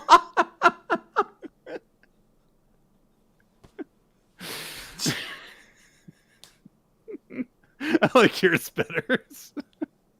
You can tell mine to grandma. I don't think we can tell yours to grandma, unfortunately. Oh boy. So it's getting started.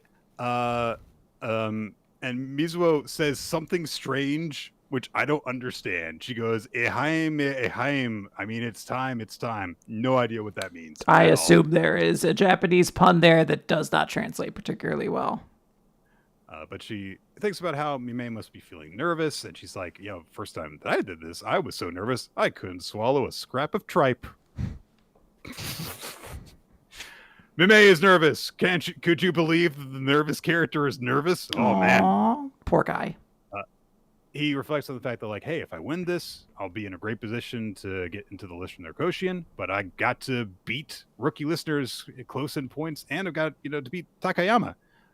So we start hearing some stuff like from, what was it? It was Jin. Was that his real name? Anyway, so Noise Canceling Junkie is his screen name, and he says, this cicada was born as a human in a past life. How can you tell?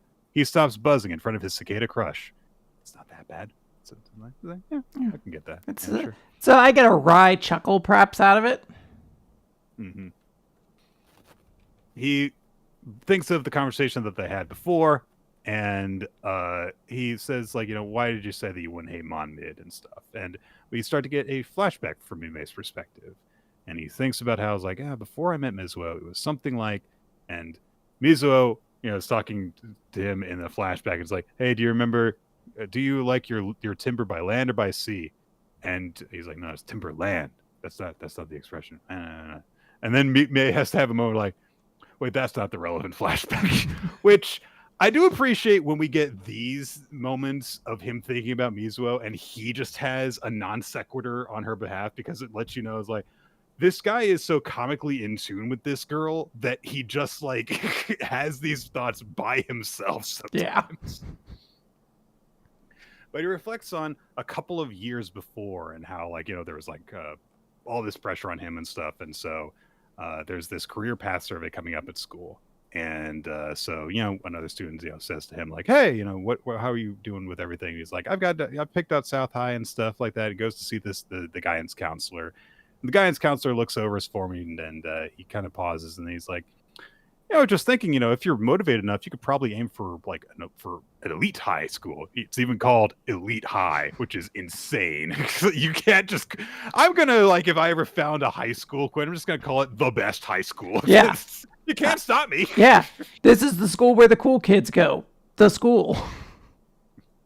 Look, the building has 2 rooms, one of which is the janitor's closet, the other of which is the bathroom. But we are the best high school. See, it's right there. It says, I put it on a marker board out front because I couldn't afford a sign. Let's go fighting besties. But the guidance counselor was like, yeah, this elite high school, it's it's outside the prefecture, it's a boarding school. You'd have to wait. You've got a year before the entrance exam starts, and I think you could do it. Like, you're a hardworking student, you've got good grades. But then, like, Mimei talks it over with, like, his mom and stuff, and brings that up, and she's like, oh, do you want to do that? That's amazing. I'm so proud of you. And some of his classmates are like, "Oh my god, that's crazy! You could do that. I bet you could do anything, Mimei. You're like the pride and joy of this class." And so Mimei, obviously feeling the pressure from this, he's like, "All right, I'm going to do this." And he throws himself into his studies, and we just kind of see him gradually tapering off. His posture suffers during this sequence, and it's very. I mean, look, I did a lot of magnet school stuff when I was a kid. So yeah, I feel that a little bit. But when his mom talks to him about how tired he looks and stuff, he's got bags under his eyes. He's just like, "Yeah, I'm fine." And he just thinks to himself, like, once I'm there, I should be able to I should be able to do more of what I want to do. I'll be able to have fun with people until I graduate. But then he looks over the form for the school and he's like, there's like nothing I want to do here.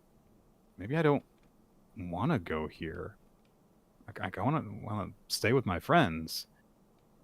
And then he thinks about how people will react to him telling them that. The guidance counselor being like, "Oh, you're giving up? I thought you could do it." His mom saying that he's a disappointment. The mom one really hurts. That's a disappointment. Like, look, she wouldn't say that, dude. She wouldn't. Yeah. But when, like, I get it though. I get it. I don't know if I have had too many experiences of anxiety in this sense. A lot of times when I experienced anxiety, when it came to schoolwork like this, I didn't have that thought. It wasn't until I actually started to have the breakdown to the point that my grades were suffering that I started to have that, like, oh my God, I'm letting people down, when it was actually happening. But anticipatory of disappointment was not a big thing for me. But, he just feels like, I can't tell anyone else. I can't tell people that I don't want to do this because then I'll just disappoint them more. And he says to himself, I'm alone in this world. But because he's pulling a fucking all-nighter studying, he's like, I feel like I got nothing to do today and I can't go to sleep. I don't want to be by myself. I can't just be alone in the silence. And there's no one I can hang around with. And so he starts going on his phone. He just looks at, some live radio shows that you can listen to. And he's like, oh, I've heard of these comedians. Oh, these guys are live. And that's how he started listening to Monmid. And the very first thing that he hears is a submission from Eel Potato. And she's like, 14 years old. And one of the first things that one of the host says is like, you're 14? Go to sleep. It is like, great. Like, what are you doing? There are so many young people who listen to this. I can't believe that that's not like their perpetual announcement. Go to sleep. Go study. Welcome to Monmid. If you're under the age of 18, you should be in bed. It almost kind of rhymes. Yep. But they go back and forth for a bit. And, Mimei's reaction, he doesn't know that this is Mizuo. He doesn't know who Eel Potato even is yet. He just, realized, like, there's like a 14-year-old just like me who is out there, who is listening to this show. And so he doesn't feel as alone. And, it's just like, they do their regular show and Mimei's narration says, I smiled for the first time in a long time that night. And the Long Hopes and the other listeners stayed up with me until morning. Man, the internet's kind of nice sometimes, Quinn. Like, as much as there are so many elements of it that fucking poison people's minds and make them, like lazy and rely on distraction and simulation in a way that is, really damaging and stuff. You and I would not be friends without the internet. I would never have met Nicole without the internet. You wouldn't have met Brennan without the internet. And it does do something insanely magical in terms of connecting people sometimes.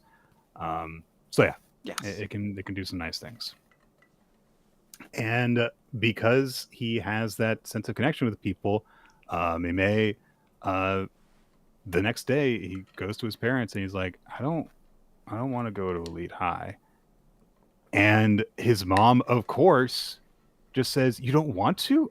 I'm so sorry that I didn't know that. And it's like, oh yeah, like it's like she's, a decent mom who cares what her son wants.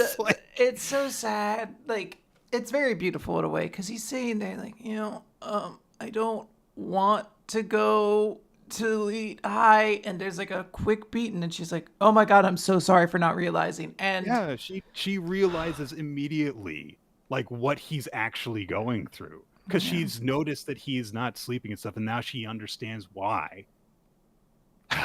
So sweet. And yeah, she says, like, because he's like, but I'm gonna let you down, and she's like, what are you talking about? You're still you're still you, Mime. Yeah. And the guidance counselor immediately, when Mime tells him, is like, you don't have to force yourself to take this test. Like, Yeah. that's what counselors do. They try and give you something that they think is good for you. Like, and yeah, like, his friends even say, like, we were sad to think that, like, you were going to go somewhere else because you'd be so far away. And it's like, obviously they would have been happy if he had gone, but yeah, like, everything like that has two sides to it and stuff. And then we get to a point where, like, much more recently, 2 years have gone by, the Long Hope stream is happening, Mime mentions the radio show, and that's when Mizuho just turns around and grabs his sleeve and goes, you listen to Monmid? And Mime in the present thinks, like, my tendency now is to try too hard to live up to people's expectations. That hasn't changed. And sometimes I think that I did take the easy path and ran away. I might not be able to know whether it was the right choice. But after meeting Mizuho, I can somewhat say it might have been the right choice. And Mizuho says a weird thing in this flashback, of course. Like, this is like the profound line that connects it all. Is like, hey, what's 110 on the top and 70 on the bottom? Blood pressure. Is like, what does that have to do with anything that he's thinking about right now? Doesn't matter. This is true to his bond with her. If this manga was set during 2000s, she would have a Tumblr account. She'd be all over it. She'd be doing so many random things. It'd be crazy. And as Mime is trying to think of a way to answer the prompt about the cicada that was a human in its past life, he thinks to himself, everyone right now is working really hard to get through each of their lives so that they can prove that the path they chose was the right one. And goes back to listening to the show, listening to submissions and stuff, and he gets his one-liner read, which is, the cicada was a human in a past life. How can you tell? They're calmer lying on their back. Don't really get it, but okay. In the ultimate someone hurts moment, we go through a deeply emotionally resonant story and come out of it feeling like this beautiful artistry and hope and wonder, and then immediately jump into a joke and like, man, I don't really get it. Anyways, series of the week, everybody. Let's just mark that down now. Yeah, we end on the note of Mizuho just saying into her radio, you can do it. You can do it. Yeah, what an incredibly sweet chapter. Yes. I fucking love that. That's so nice. We had, like, I was really excited when we got those hints of, like, oh, there was this thing that happened in Mine's past, and to see it all play out, it's like, it's very down to earth, very relatable, but very profound. And that's fantastic. So I hope that there's someone out there who, like, read this chapter and hopefully took something from that very positive message and hopefully made a positive difference in their life. So. Yeah. On a chapter note, I really like the end where, Mime's talking, like, everyone is just trying to prove that the path they chose is the right one. And we see little snapshots of sort of these important moments in these people's lives. Like, we can see the two characters or the one guy who's participating in this and the girl as children. And we see like, oh yeah, was, us staying friends the right choice? And we see different characters. But the one I really like is the bartender. We see deboarding like a train or something. And I don't know if this is ever going to be a plot relevant detail, but it does imply this narrative that's like, oh, maybe she came to this city from somewhere else, and like planting roots here was like a huge, big risk for her. And I don't know. I just like these little snapshots of who these people might have been in a past life. There is the one listener. I can't remember what his title was, but it was one of the guys that was in the listener Koshian, not Battle Chimney, but the other one, the one that Mime met. And we see him in his double act, Yeah. doing Oh stuff. God, So what was his name? Wasn't it like a Hateful Eight? yes, that was it. Yes. So Yeah. yeah. Great stuff. So there's yeah. So yeah, God, that's such a good line too. Everyone's just trying to get through their lives so that they can prove that they made the right choices. Like, damn, that's good. That's the beautiful sentiment.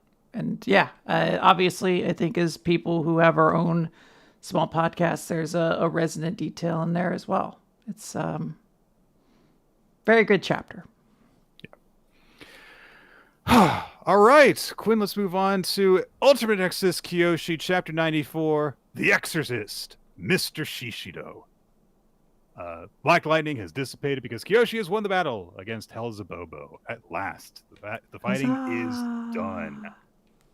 So, Yamada and Sosuke and all the rest celebrate the victory with Kiyoshi. Kiyoshi looks down at Bobo and he remembers Hellzabub's begging to, please save him. And Kiyoshi realized, like, man, he put himself through a lot, like channeling all that power through his body. And he doesn't really know what to do because, oh, right, Kiyoshi's not a healer. For all that power he's got, he has demonstrated no recovery abilities. Yes. He knows how to shoot you with laser beams. Yes. But Shishido steps forward and he says, leave the rest to me. And Bobo looks up at him and he just kind of like begs, like, hey, I lost, just kill me. And he shuts his eyes and he's like, oh, this is fine. I'm at peace with this. But then he realizes his damage is dissipating because Shishido, in the way that, he ate his own damage, he's eating Bobo's damage. And he's just like, yeah, I'm just taking this and I'm not going to let you die. And then he starts to kind of like cough up a bit of blood because, he's eating all this damage and he's also been through a lot. And Bobo, of course, is like, why are you doing this? I killed your best friend, my own father. And Shishido just like, hey, hell's a mama? Your mom. She saved an exorcist and was killed due to a misunderstanding. And Bobo was like, so? And Shishido says, the exorcist she saved was me. Which, can you believe it? Sometimes it just works out that way.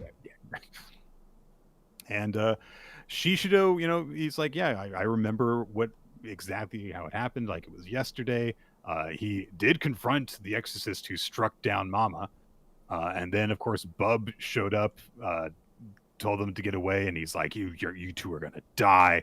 But Mama, true to her nature, with her last moments, got in the way, interceded to stop Bub from killing the two of them and just said, like, this is not going to end the cycle. You must not snuff out our children's futures.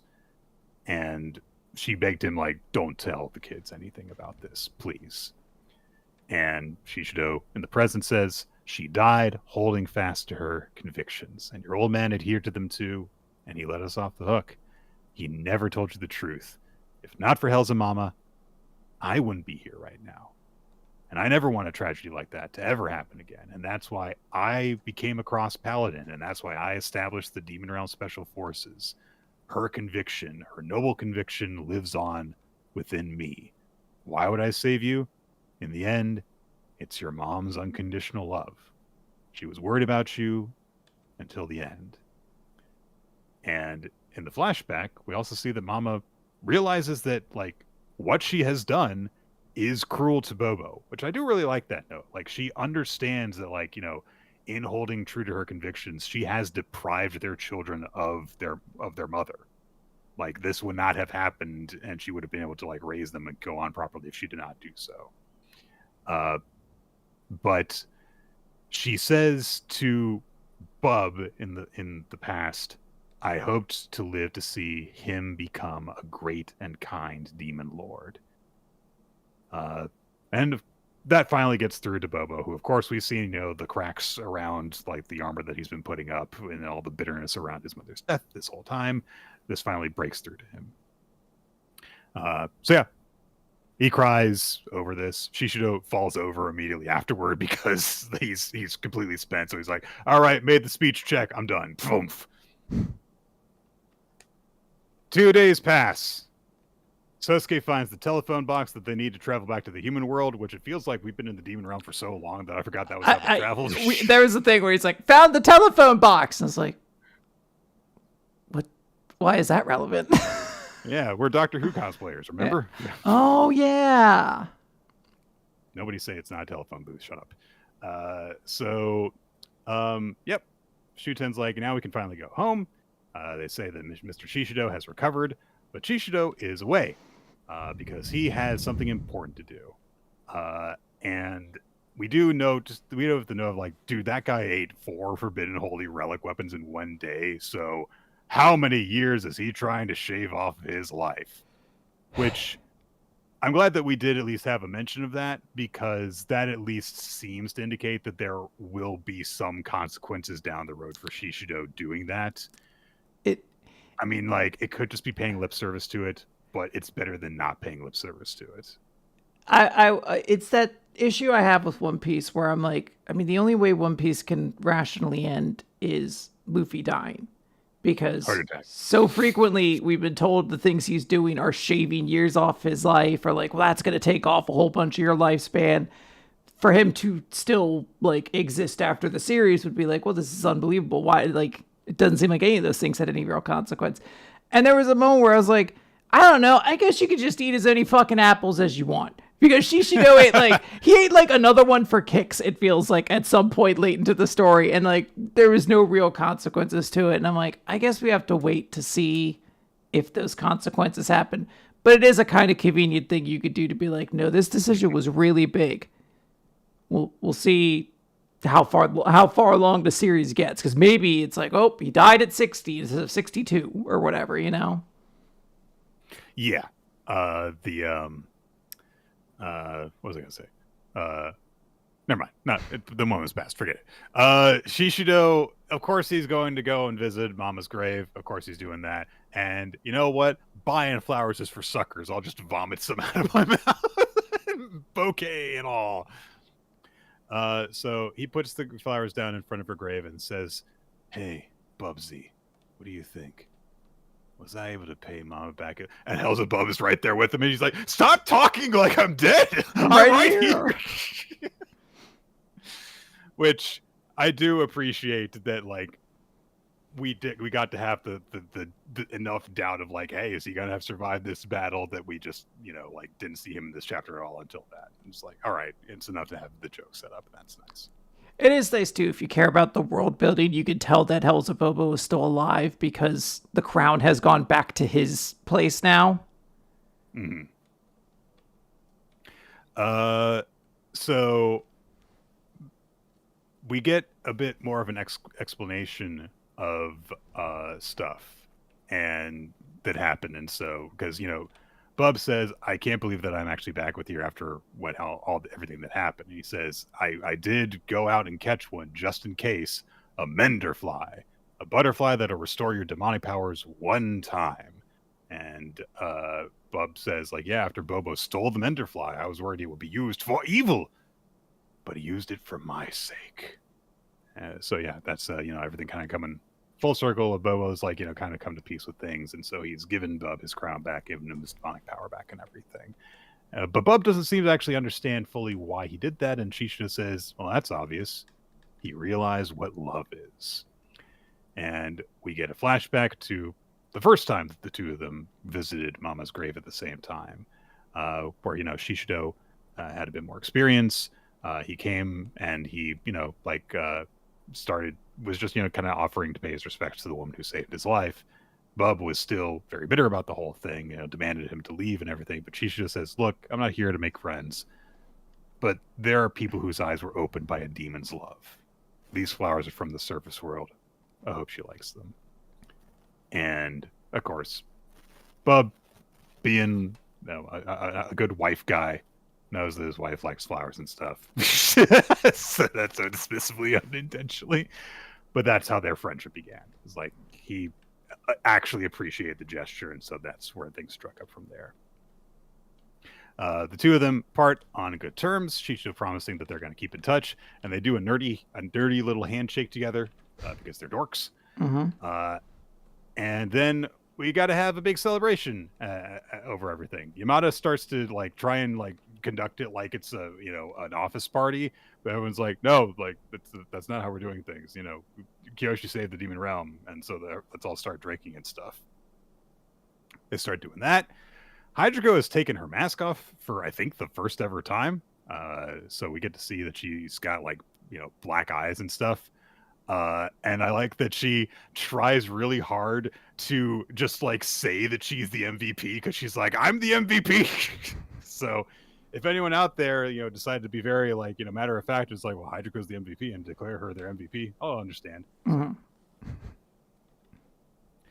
Sosuke and Shuten kind of like, just kind of like they trade like barbs a little bit. A bunch of people from the neighborhood show up and they're like, wait a second, we heard Kiyoshi and his crew are leaving tomorrow. So they storm into the place. They all want to pay their respects and thanks to Kiyoshi, who looks very embarrassed because, of course, he's got social anxiety out the wazoo. But Shishido grabs him and says, like, hey, come on. And so they, all like, toss him into the air in celebration and stuff. And everyone thanks the Demon Realm protectors and everyone's all happy and cheerful. Hooray! Yay! It's a good end to this arc. It satisfies a couple loose ends. Perfectly fine, satisfying ending. I'm pretty happy with it. Yeah, hopefully we can go back and meet some female characters who aren't dead, and have them do stuff. What do you mean, Nick? We got so much more Hydreigo this arc. I mean, I don't actually have a problem with Hydreigo, except for the fact that she's kind of just a joke character. Just you wait, Nick. Just you wait. Oh, man. All right. So now we're going to do Marriagetoxin, chapter 150 to 67. What am I saying? 152. I was going to say, when you started saying 150, I was like, I got the wrong chapter. Or a future chapter? Do I have the microwave from Time Paradox Ghost Rider? Garo is waking up. He's having disturbed dreams as he thinks about all the hard stuff that he went through with the Beast Clan and the prison and all that stuff. But when he comes to, Kimie and Kinosaki and Hikaru are all in his bed with him. They're all in, like clothes and stuff. It's not like a sexy shot, but I'll say that when he gets back. But he wakes up, surrounded by all of them, freaks out when he realizes this. There's a moment where he's like literally like, I think, trying to like claw his way out of the page because his hands are like gripping the panels and the word bubble. So that's neat. So they say it's like, oh yeah, we got you into bed and stuff. By the way, for a series that has kind of very, very straightforwardly suggested that the harem ending is the bad one, this kind of really feels like a harem moment. I do like the cute detail that they're all wearing his clothes. Oh, that's what's going on. Okay. It took me a moment, but I was just like, why is Kinosaki wearing... I was like, why is Kinosaki wearing like gym shorts? That really doesn't feel fitting with his character, and there's the realization. Yeah. Yep. So there is definitely a certain implication to like the all of them being in his bed wearing his clothes. Oh yeah. But yeah, after he has a moment to realize like what has actually happened, he's like, "Oh, you guys all have to like take care of me after I passed out. Well, thank you all and everything." And Kimie is like, "Yeah, no big deal." And Ushio gives him an invoice for taking care of him, which is it's like $25. Like it's not but it's so funny that just like, yeah, I got your invoice right here. Kinosaki explains that he has been unconscious for 3 days, and so immediately he freaks out because he's like, there's other girls that have been kidnapped by Nasu the doll user. I have to go and save them. And immediately he hits the floor because, he hasn't eaten in over 3 days at this point. And he's just like, yeah, I'm hungry. So Kimie is like, well, we made you food. Let's go and eat. And so Garo, thinks about like advice that he's gotten before, which is just like, hey, I gotta like actually take care of myself. doesn't make any sense to like, hey, I've got to rush off while I'm at 3% strength. You actually have to make sure that you're in proper fighting condition before rushing off to save the day. So the four of them sit around a table, have a big old meal together. Hooray! And Garo says to Ushio, who I think I've been calling the wrong name this whole time, hey, what's going on with you? Like, why aren't you like doing work and stuff? And we get from her perspective, like, after they parted from the giant dragon bat thing, the reality of the situation, which was like, hey, if I get caught up in everything here with the fucking doll user, I'm worried about Garo, but I can't get involved in this. I cannot afford to do so. This is too dangerous and it's not worth it financially. So she's like, unless someone directly asks me for help, I'm going to, so she's like, I'm just gonna leave. But before she can even begin to say that, Kinosaki says, all right, let's all go to Garo-kun's place. And she, the argument is just like, it'll probably be the safest place for them to stay. And Kimi is like, yeah. And we can all rest easier if we're together, right? And Ushio's like, you're going to have to hire me to an exclusive contract, but yes. It's going to cost you. So they've all been staying there for the last couple of days, and Kimi is like, it hasn't been that bad, and I forgot about this bit. She was like, yeah, Arashiyama has really enjoyed exploring your home. Kimi just like been going around being like, oh, his snack display case. Oh, he uses this shampoo. What's this hatch? What kind of stuff does he store in his basement? And then finally, we get a thing that like Kinosaki was probably going to say in the previous chapter, which is like, hey, Kinosaki, you said that this was all kind of your fault. And Kinosaki indicates like, yeah, it started when we went to your ancestral home, which, Kimie freaks out when she hears that because it's like, oh my God, you guys went to Hikaru Karo's ancestral home. But Kinosaki explains that, they had the freaking doll user, then the sensei guys saying, yeah, stop stalling. We need to have Hikaru Garo have children. We're going to make all those girls his wives, so stop stalling. Which is interesting because has not exactly seemed like that was Kinosaki's specific tactic or intent recently. But Kinosaki is like, yeah, I realized at that moment that if we didn't do anything about it, then he was going to be forced to do that. And Kimie has a brief moment of like, well, I guess I'd be fine with that. No, I wouldn't. No, I would not be fine with that, which I kind of appreciate that we at least cut it off immediately there, because there is all sorts of like implications there, but it's instead in this moment a kind of like an instance of like she's like not settling for putting herself second anymore, and that's nice. Mm-hmm. And Garo starts to say like, I mean, like I can't do that, but Kinosaki says that is why I had to take the gamble. So while Nasu was maneuvering around Ureshino during that whole arc, I got in contact with Toniko, and she seemed interested in you, so I asked her to shelter you in the sanctuary. You were in danger. I can't say I made an ideal choice, but in order to outwit the doll user, I had to keep this a secret from everyone, including you, Garo-kun. And Garo just says, you're the best marriage advisor that anyone could ask for. And thanks for sticking with me until the end. Aww. And Kinosaki doesn't really have much of a chance to respond to that, just kind of like stunned by that sentiment. And then he turns to Ushio and to Arashiyama and says, look, if you two hadn't come to me and helped out, I would still be drowning there. So thank you. And he even mentally thanks Toniko as well, because yeah, she did like play a role in like him getting to this point. It was an overall beneficial thing that she did, even if, she tried to force him to marry her. But he understands the reality that like, there's 3 girls out there that are being held captive by Nasu. So he's like, I have to like, go and save them. But before he can say that, Kimi and Ushi are both like, yeah, let's go and do this. And so Garo's like, thank you.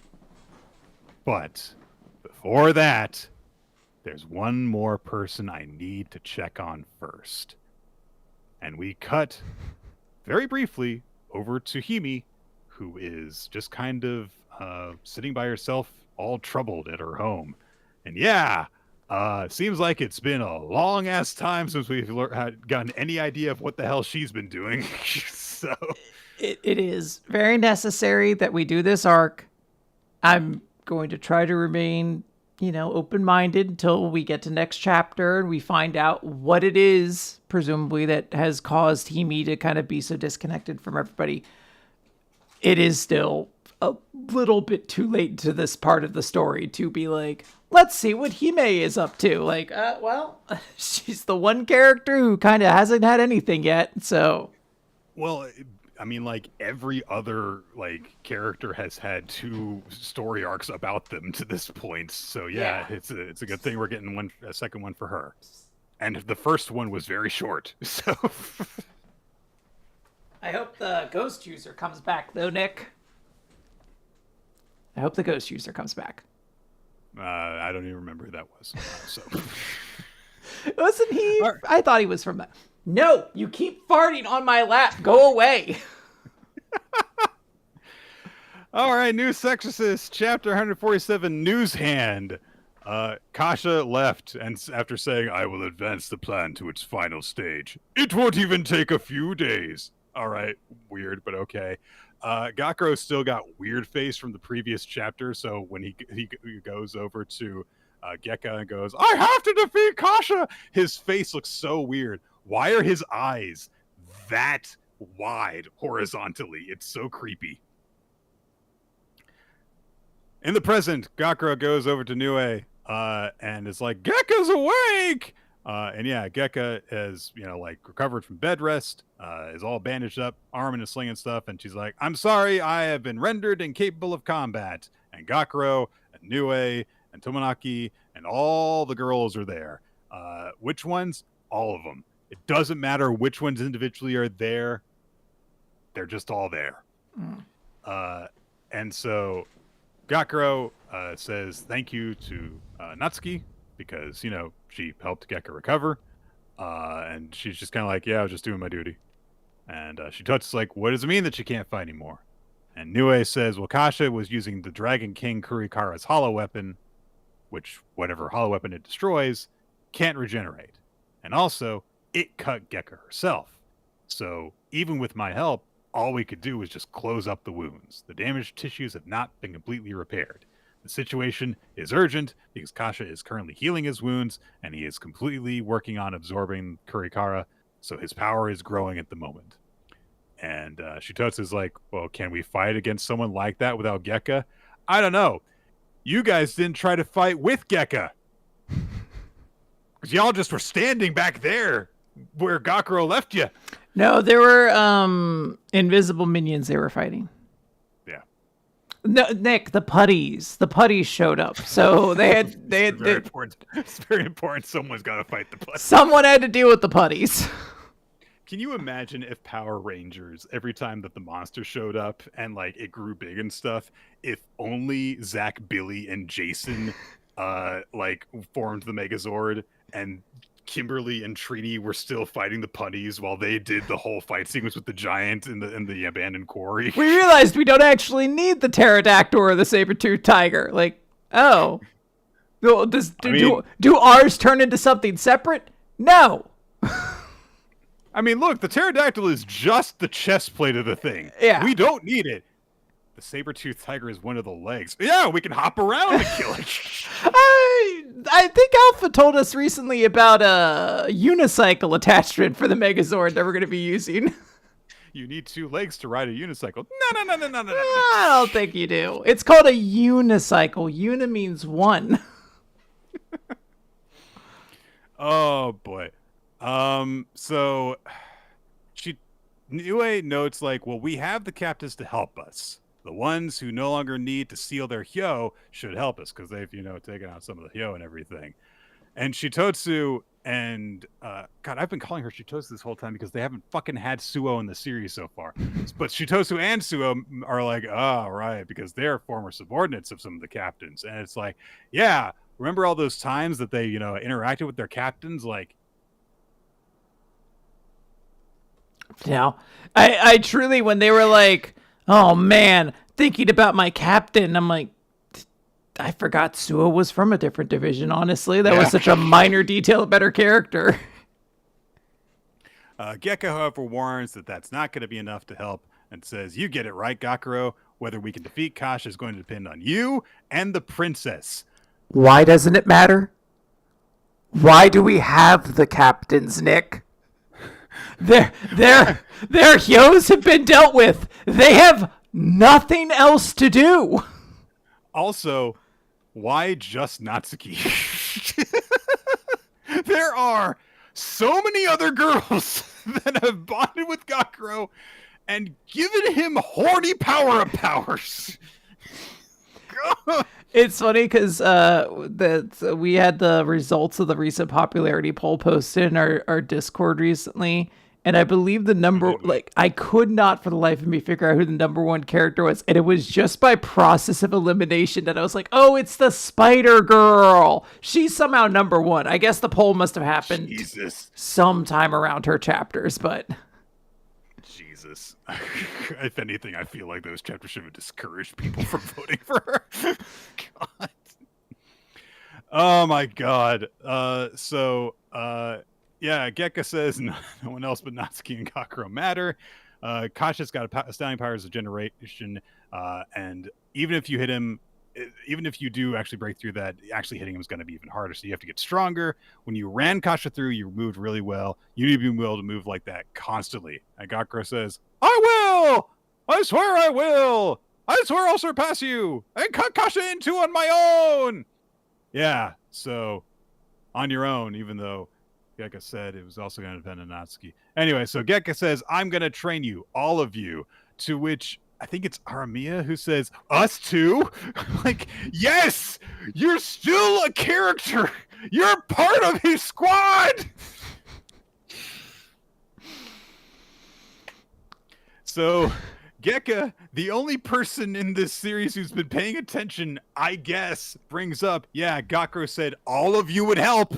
And I haven't forgotten that. That was a piece of dialogue we had before the fight with Kasha started. So everyone brace yourselves. For some reason, Suo in particular gets a little panel by herself. I don't know why. And then they are like, all right, yeah, thank you for training us. And there's a lot of, kerfuffle and stuff around all of that. And Nue is looking on, and then she flashes back. She thinks back to when it was just her, and Tomonaki and Gekka, and stuff. No, wait, that's not what's happening. This training is happening. I was completely misrepresenting in my mind what was happening. She's training with Gakuro, who's got stupid hair form again. And wouldn't you know it, Quinn, his strategy is to try and dart past Nue really fast so he can hit her from her blind spot. It's the same thing every time! Zeno, stand by! Just get that old chestnut out. The important thing is, like, she blocked him with one sword but had another sword that struck him from in his follow through, so she won the sparring session and stuff.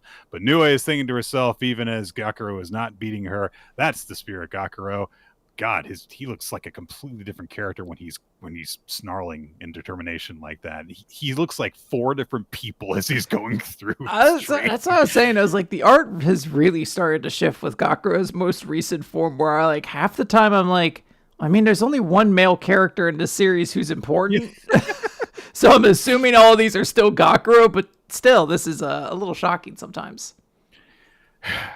So Nue thinks, I bet your power is going to keep growing.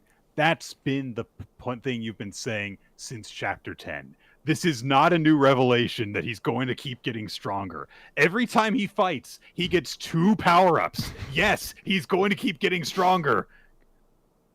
But finally, she says, there's a limit, though. Leveling up to match Kasha in what little time we have isn't realistic. Yes, it is. Just have him getting more fights. He'll super level. Always, yeah. But then she sees him just suddenly crumble apart in her eyes. And then she has a traumatic flashback and she just has a vision of Kasha like killing everyone, basically. But then in reality, Gekka is instructing Gakuro, who, wouldn't you know it, Quinn, while Nue is having her existential crisis moment of thinking that everyone she loves is going to die, she, 1,000-yard stares And Gakuro seizes the moment to get around behind her and attack from behind! And still she blocks it, because that technique doesn't work in this series. So, Nue calls it a day, and thinks to herself, whenever Gakuro and the others go to battle, I always imagine the worst possible future, but this time, I feel it even more. Anyway, Gakuro goes to take a bath, and Nue sneaks up behind him, and puts her hands over his eyes and goes, guess who? And she, in her best Gakuro impression, goes, what? It can't be! That voice, it's Nue! And actual Gakuro says, what are you doing, Nue? And Nue keeps on, like, saying things that he's not saying, which are, like, you know, understandably, really pathetic shit, like, oh, embarrassing,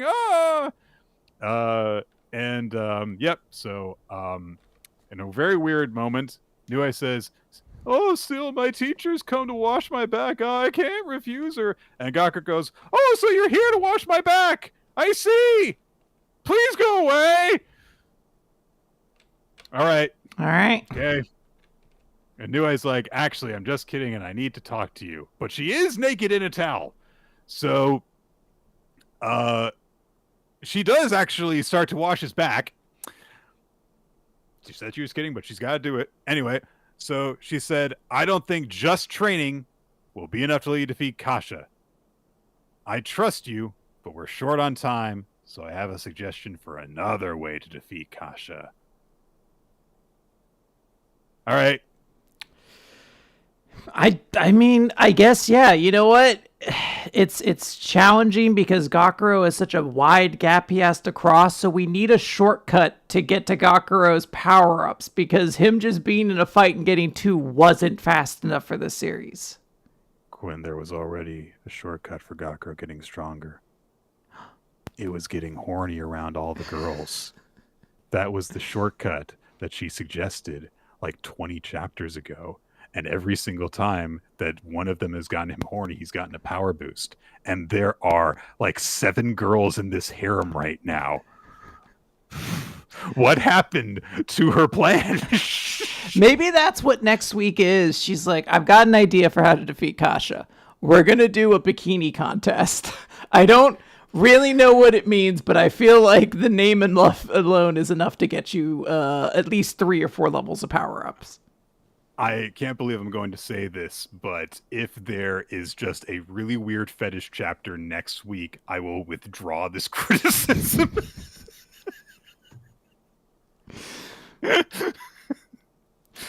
Oh my god, this series, man.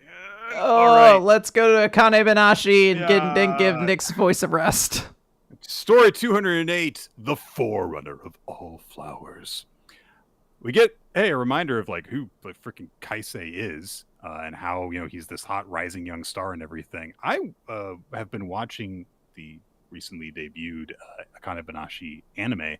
It's very good so far. I forgot how freaking early Akane actually meets Kaisei, because he's in like the 3rd episode. And I was like, oh, wow. I forgot he was introduced that early, because, you know, he doesn't actually become a very relevant character until considerably after that. Yeah, during this time, like, of course, like, he's been getting a lot of praise, but also a lot of people have been criticizing him and stuff, because, you know, that happens with all people who are like, you know, new and hot on the scene and they're very highly anticipated and then have yet to meet the lofty expectations that people have placed on them. And so Kaisei admits, like, you know, this has exposed me to a lot of curiosity and attention. We see as he is walking to take the stage, he imagines all these eyes looking at him, which someone was pointing out. Akane has had that experience recently, and it's just kind of a note of like, oh, Kaisei's kind of been dealing with that just for a while, the same thing that Akane's dealing with. But he notes that that is fine with him because it means something else. And we get to a flashback between he and Isho, with Isho saying, the plum blossom blooms before all others, heralding the coming of spring, the forerunner of all flowers. That is the basis for your name. The kanji for forerunner and live, because you must be the flower that blooms before all others. That is you, Kaisei. And he has a plum blossom in his kimono, and he's had it the whole time that he's, been part of the series. And so he says, I've always lived up to this name, and yet what passes before me now is, when is the sakura's turn? The plum has already bloomed. So he just feels the pressure of Akane coming up behind him. Kaichi comes to him before he can take the stage, and he's like, hey, I've come to cheer you on, Ani-san. And Kaisei teases him because he's also, been running back and forth between he and Akane, because Kaichi is friends to everybody, because he's cool like that. Akane finally has gotten seasick, so she's run off. But Kaisei says, I don't think it's actually the boat rocking that did that. I think it's actually the fatigue from all the concentration. It was a performance worthy of that kind of strain. And Kaichi teases him and is like, oh, are you going to lose that?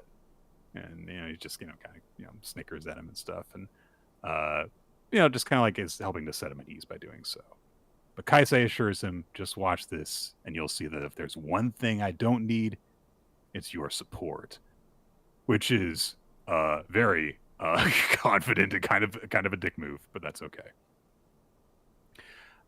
The reaction to most of the people in the audience is like, oh, I'm good to go. I just sat through Akane's now immediately legendary performance. And the journalist that we've seen before realizes that while she's looking around at the crowd. But I do like the one guy that we got a lot of focus on in the previous chapter, when he's like, I never see this type of Rakugo, but that was amazing. He's more excited now. He's like, all right, more Rakugo after that. 2 cakes. So I appreciate that. But yes. A lot of people are feeling very lethargic about it. So Kaisei understands and admits there is, that disadvantage I have to work against. But to complain about would be the height of fragility. In this scenario, if my master were to perform, the crowd would be roaring its approval. It's quite simple. The audience implicitly believes that I cannot overcome Akane Arakawa's god of death. And as he sits down, he has a flash of Akane running ahead of him. Iken realizes this as well, and he's like, this is an unfamiliar position for Kaisei. He's always just been in the pole position, so this kind of has to be hitting him hard. Losing to someone who is his junior, or at least being perceived that way. His identity is being trampled in this moment. It might as well be over before it's even begun. But Kaisei just looks at peace, and Iken is like, yeah, so what? Let's see why he named you the forerunner of all flowers. And Kaisei does not have any makra. He just immediately says, please take a listen to my god of death. That's it. Yep. Cool setup here. I'm excited to see Kaisei perform, but that is a topic that'll be next week. I think the only real thought I had in this chapter is Kaichi is a good guy. I love him wearing his Kaisei headband and everything. I'm like, yeah, you're a good bro. You're a good bud. Yeah. It was nice to have him break up the kind of a doldrum of the insecurity and examining that, and just having him coming in as oh, do you think you're gonna lose? That's just it. Yeah. Okay, please send us off, Quinn. Let's wrap this up and talk about One Piece, chapter 1184. We're all bones when we die. In case you needed that thought about mortality in your mind. Our cover page. It's some of the lyrics from Bink Sake. That's all. Yeah. The cover page is Brooke being electrocuted by a bunch of jellyfish. I don't know why, but the jellyfish all have Emu's eyes, and that's terrifying. But also maybe jellyfish are meant to signify emu. Maybe that's his animal comparison. And emus in Ichi the Witch? Uh-huh. And turns out he has no bones. This is actually foreshadowing. That's why he's not been hurt by any of these attacks, Yeah. So we are in the Asperia flashback, and we have jumped forward a little bit ahead. Shuri is now 14 years old. She is old enough that there are people trying to ask for her hand in marriage, but she defeats them all and then chases them away for being weak men who can't play music. And those are the 2 things she wants out of a man, which, of course, are the two things that Brooke has in spades. Brooke, Yep. age 27 at this point, she's sort of skipping around him, talking about how she's gotten so much stronger and so much cuter, and she bets her body will even develop quite a bit in the near future. And Brooke goes, "That's undignified. Don't do that. Don't do that. Don't do that." And then immediately asks to see a bunch of strangers' underwear. So, nobody in here is really the best role model, but I guess they're all trying. Yeah, at least he's like, no. Yes. you're like my niece. Stop it. Don't do this. I'm into your mom. That's also not the best response, but it is the response we have. He instead spent some time singing songs with her about how they're all going to be bones in the end. It's pink sake. Like, and frogs and slaves and kings, we're all bones when we die. That's it. Yeah. And at some point, Shuri asks, like, "Oh, I love all your songs." And he's like, "Yes, your majesty said the same thing." And she uses that as an opportunity to be like, "You really love Papa, don't you?" And he's like, "Yes, I actually owe him everything. If I hadn't fed your father, I'd be nothing but bones by now." So skull joke. He doesn't know that yet. He does. He's not a skeleton, I guess, yet.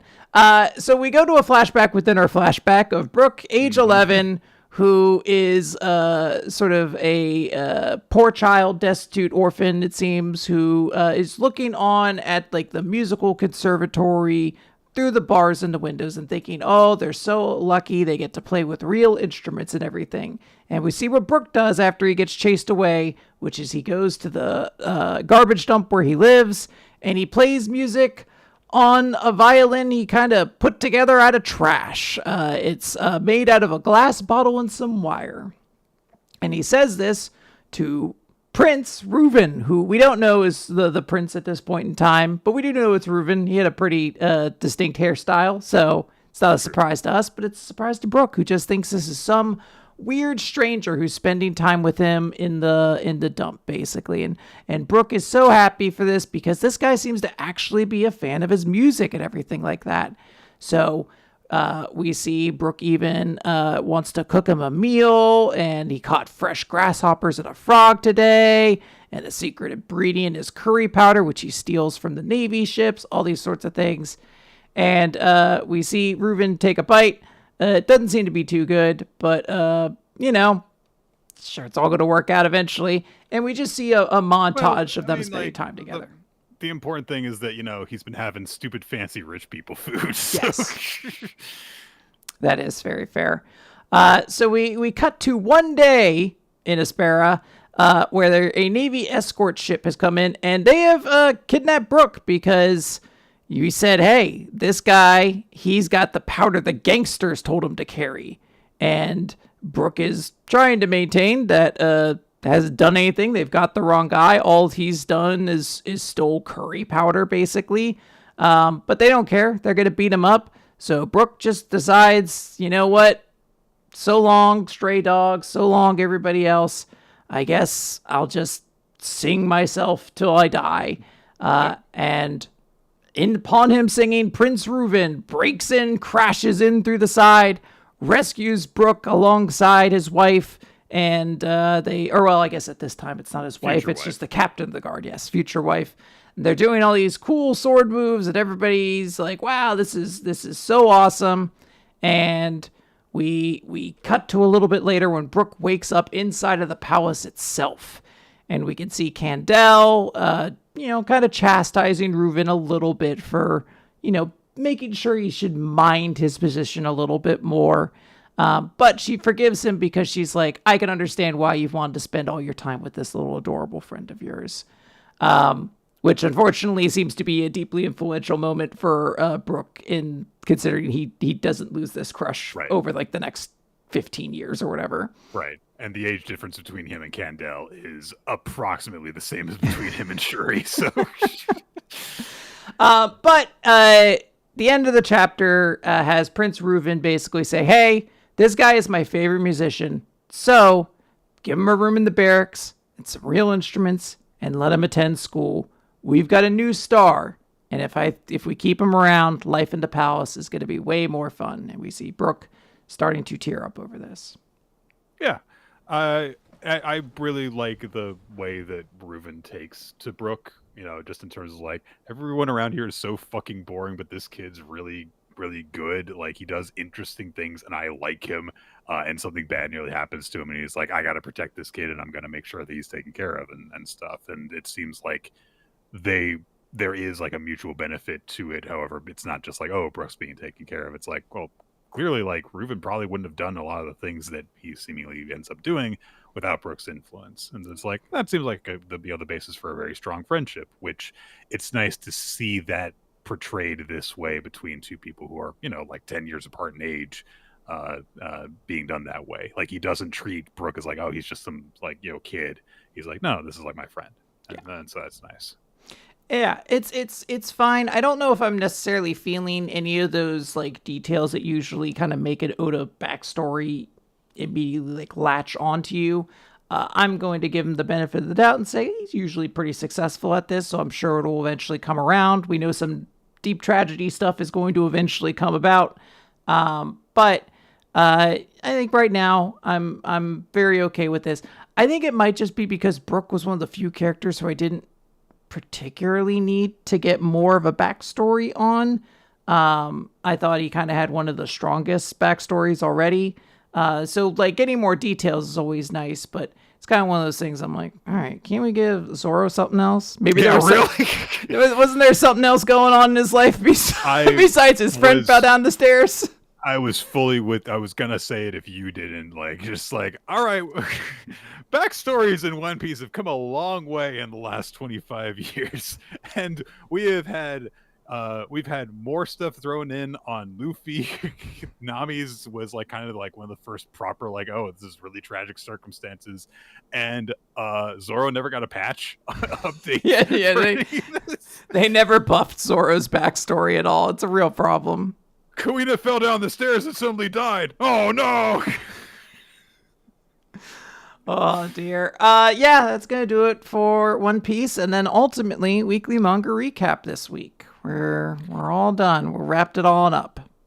Thank you everyone for joining us for this. Quinn, can you tell me what your favorite chapter was? I feel like I know, but I think we all know. My favorite chapter this week was Someone Hurts. I really, really loved Mime's story. It got to me quite a few times, and it was an excellent chapter all the way through. Yep, I'm gonna repeat that sentiment, and I think I will. I think it's been cemented for me in terms of like going back over stuff. Yeah, I will just say Subone from Hima-Ten, because yes, she did in fact say the things that I wanted to say, but it was also nice just to see the contrast and like, okay, like these three kids have just been going about things in the most convoluted way, and it's nice to have anyone in the series be like, I don't think that you are going to be happy if you do this. I'm not telling you what to do, but I'm telling you can do something else. Amusingly, Ninja decided to add Hydroco from Ultimate Exorcist Kiyoshi to all of our MVPs. So it does make sense. She does belong in those spots. I ultimately might still give mine to Mime from Someone Hurts, who got touched my heart quite dearly. But Hydroco also is actually up there. I think I actually just missed those panels when I was first reading it, and so when you mentioned like we see Hydroco's face, I was like, oh, do we? Oh, she's actually kind of cute. You know what? If she shows up again in the future, I'm gonna be happy about it. No one tell Hydroco that somebody saw her face and immediately put her in contention for a best character, because she will never. Oh yeah. recover. The audience, by the way, picked Ichi the Witch as its chapter of the week, and then Fujimine from Ichi the Witch as the character of the week, which makes sense. She showed up and was very surprising. Yeah. She's everyone's friend. Everyone loves her. Yeah, come on. Yeah. Mm-hmm. Just naturally how the story goes. I didn't pick Fujimine as my MVP because that's just kind of like a perpetual thing. Yeah, she's Nick's MVP. I don't know what's taking everyone else. I don't know if it's taking everyone else. It's really like a matter of like I'm kind of picking the second place every week as long as she's around. It would be something like, oh, let me tell you who my favorite person today is. Like, well, every week it's going to be your significant other, so I'm going to name my second person, so that way, someone else can get a shot. All right. Well, everyone, thank you so much for listening to Weekly Manga Recap. We will have more for you next week.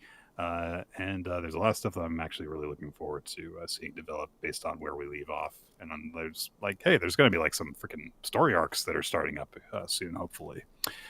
But we'll leave that for next time. We have more Weekly Manga Recap at weeklymangarecap.podbean.com if you want to listen to all the past episodes. They are also on iTunes, Spotify, wherever you get your podcast. There will be a feed that leaves new episodes there as they get uploaded. Video versions are on youtube.com/Weekly Manga Recap and feature an opening sequence by Milo Jack Stillitz and Bree Cheddar, and occasionally feature title cards by Steve Mann, whose artwork you can check out by just searching for Steve Mann art in various places across the internet. We'd like to thank everyone who is on our Discord server, which is linked wherever the episodes are posted to. You can join that, participate in regular like game nights, discussions as the chapters are posted. You can see a place to leave a recommendation for a future episode for us to discuss, and also use that to get into the Google Doc that Ninja X3I maintains. We are on social media, Nick F. Time, Rolo T, and Weekly Manga Recap, and Ninja X3I also runs WMR Votes on BlueSky, which will just, give you an alert to say like, hey, now there's a time for you to vote for who your favorite, what your favorite chapter was and who your MVP for the week is, if you want to be part of that audience poll that we also announced the results of. And of course, last but not least, we have a Patreon, patreon.com/Weekly Manga Recap. If you want to help financially support the show, you can do so on there. And you also get some bonus episodes from the show if you do that. Absolutely. And I think as we're kind of wrapping up here, I did want to just note, adjacent to all of our manga discussion, I've been recently watching a couple episodes of Akane-banashi with my boyfriend, who is notably a huge fan of Akane-banashi, loves it, so only makes sense for us to watch it. Just got to the episode where they do Karashi's first story in the Karaku Cup. It's incredible. They went all out for that episode and like actually like animated it in a way to help accentuate an already pretty like interesting character driven sort of episode. And then the entire episode is just him. And then in comparison, Hikaru gets nothing special and her episode is shared in half with the start of Akane's story. So I just want to note, Quinn's like validation. I did. I was like, she's not even the most important rival of Akane's in this arc. We are setting that clearly in stone here. Wow. All right. And on that note, thank you everybody. We'll catch y'all later. Bye.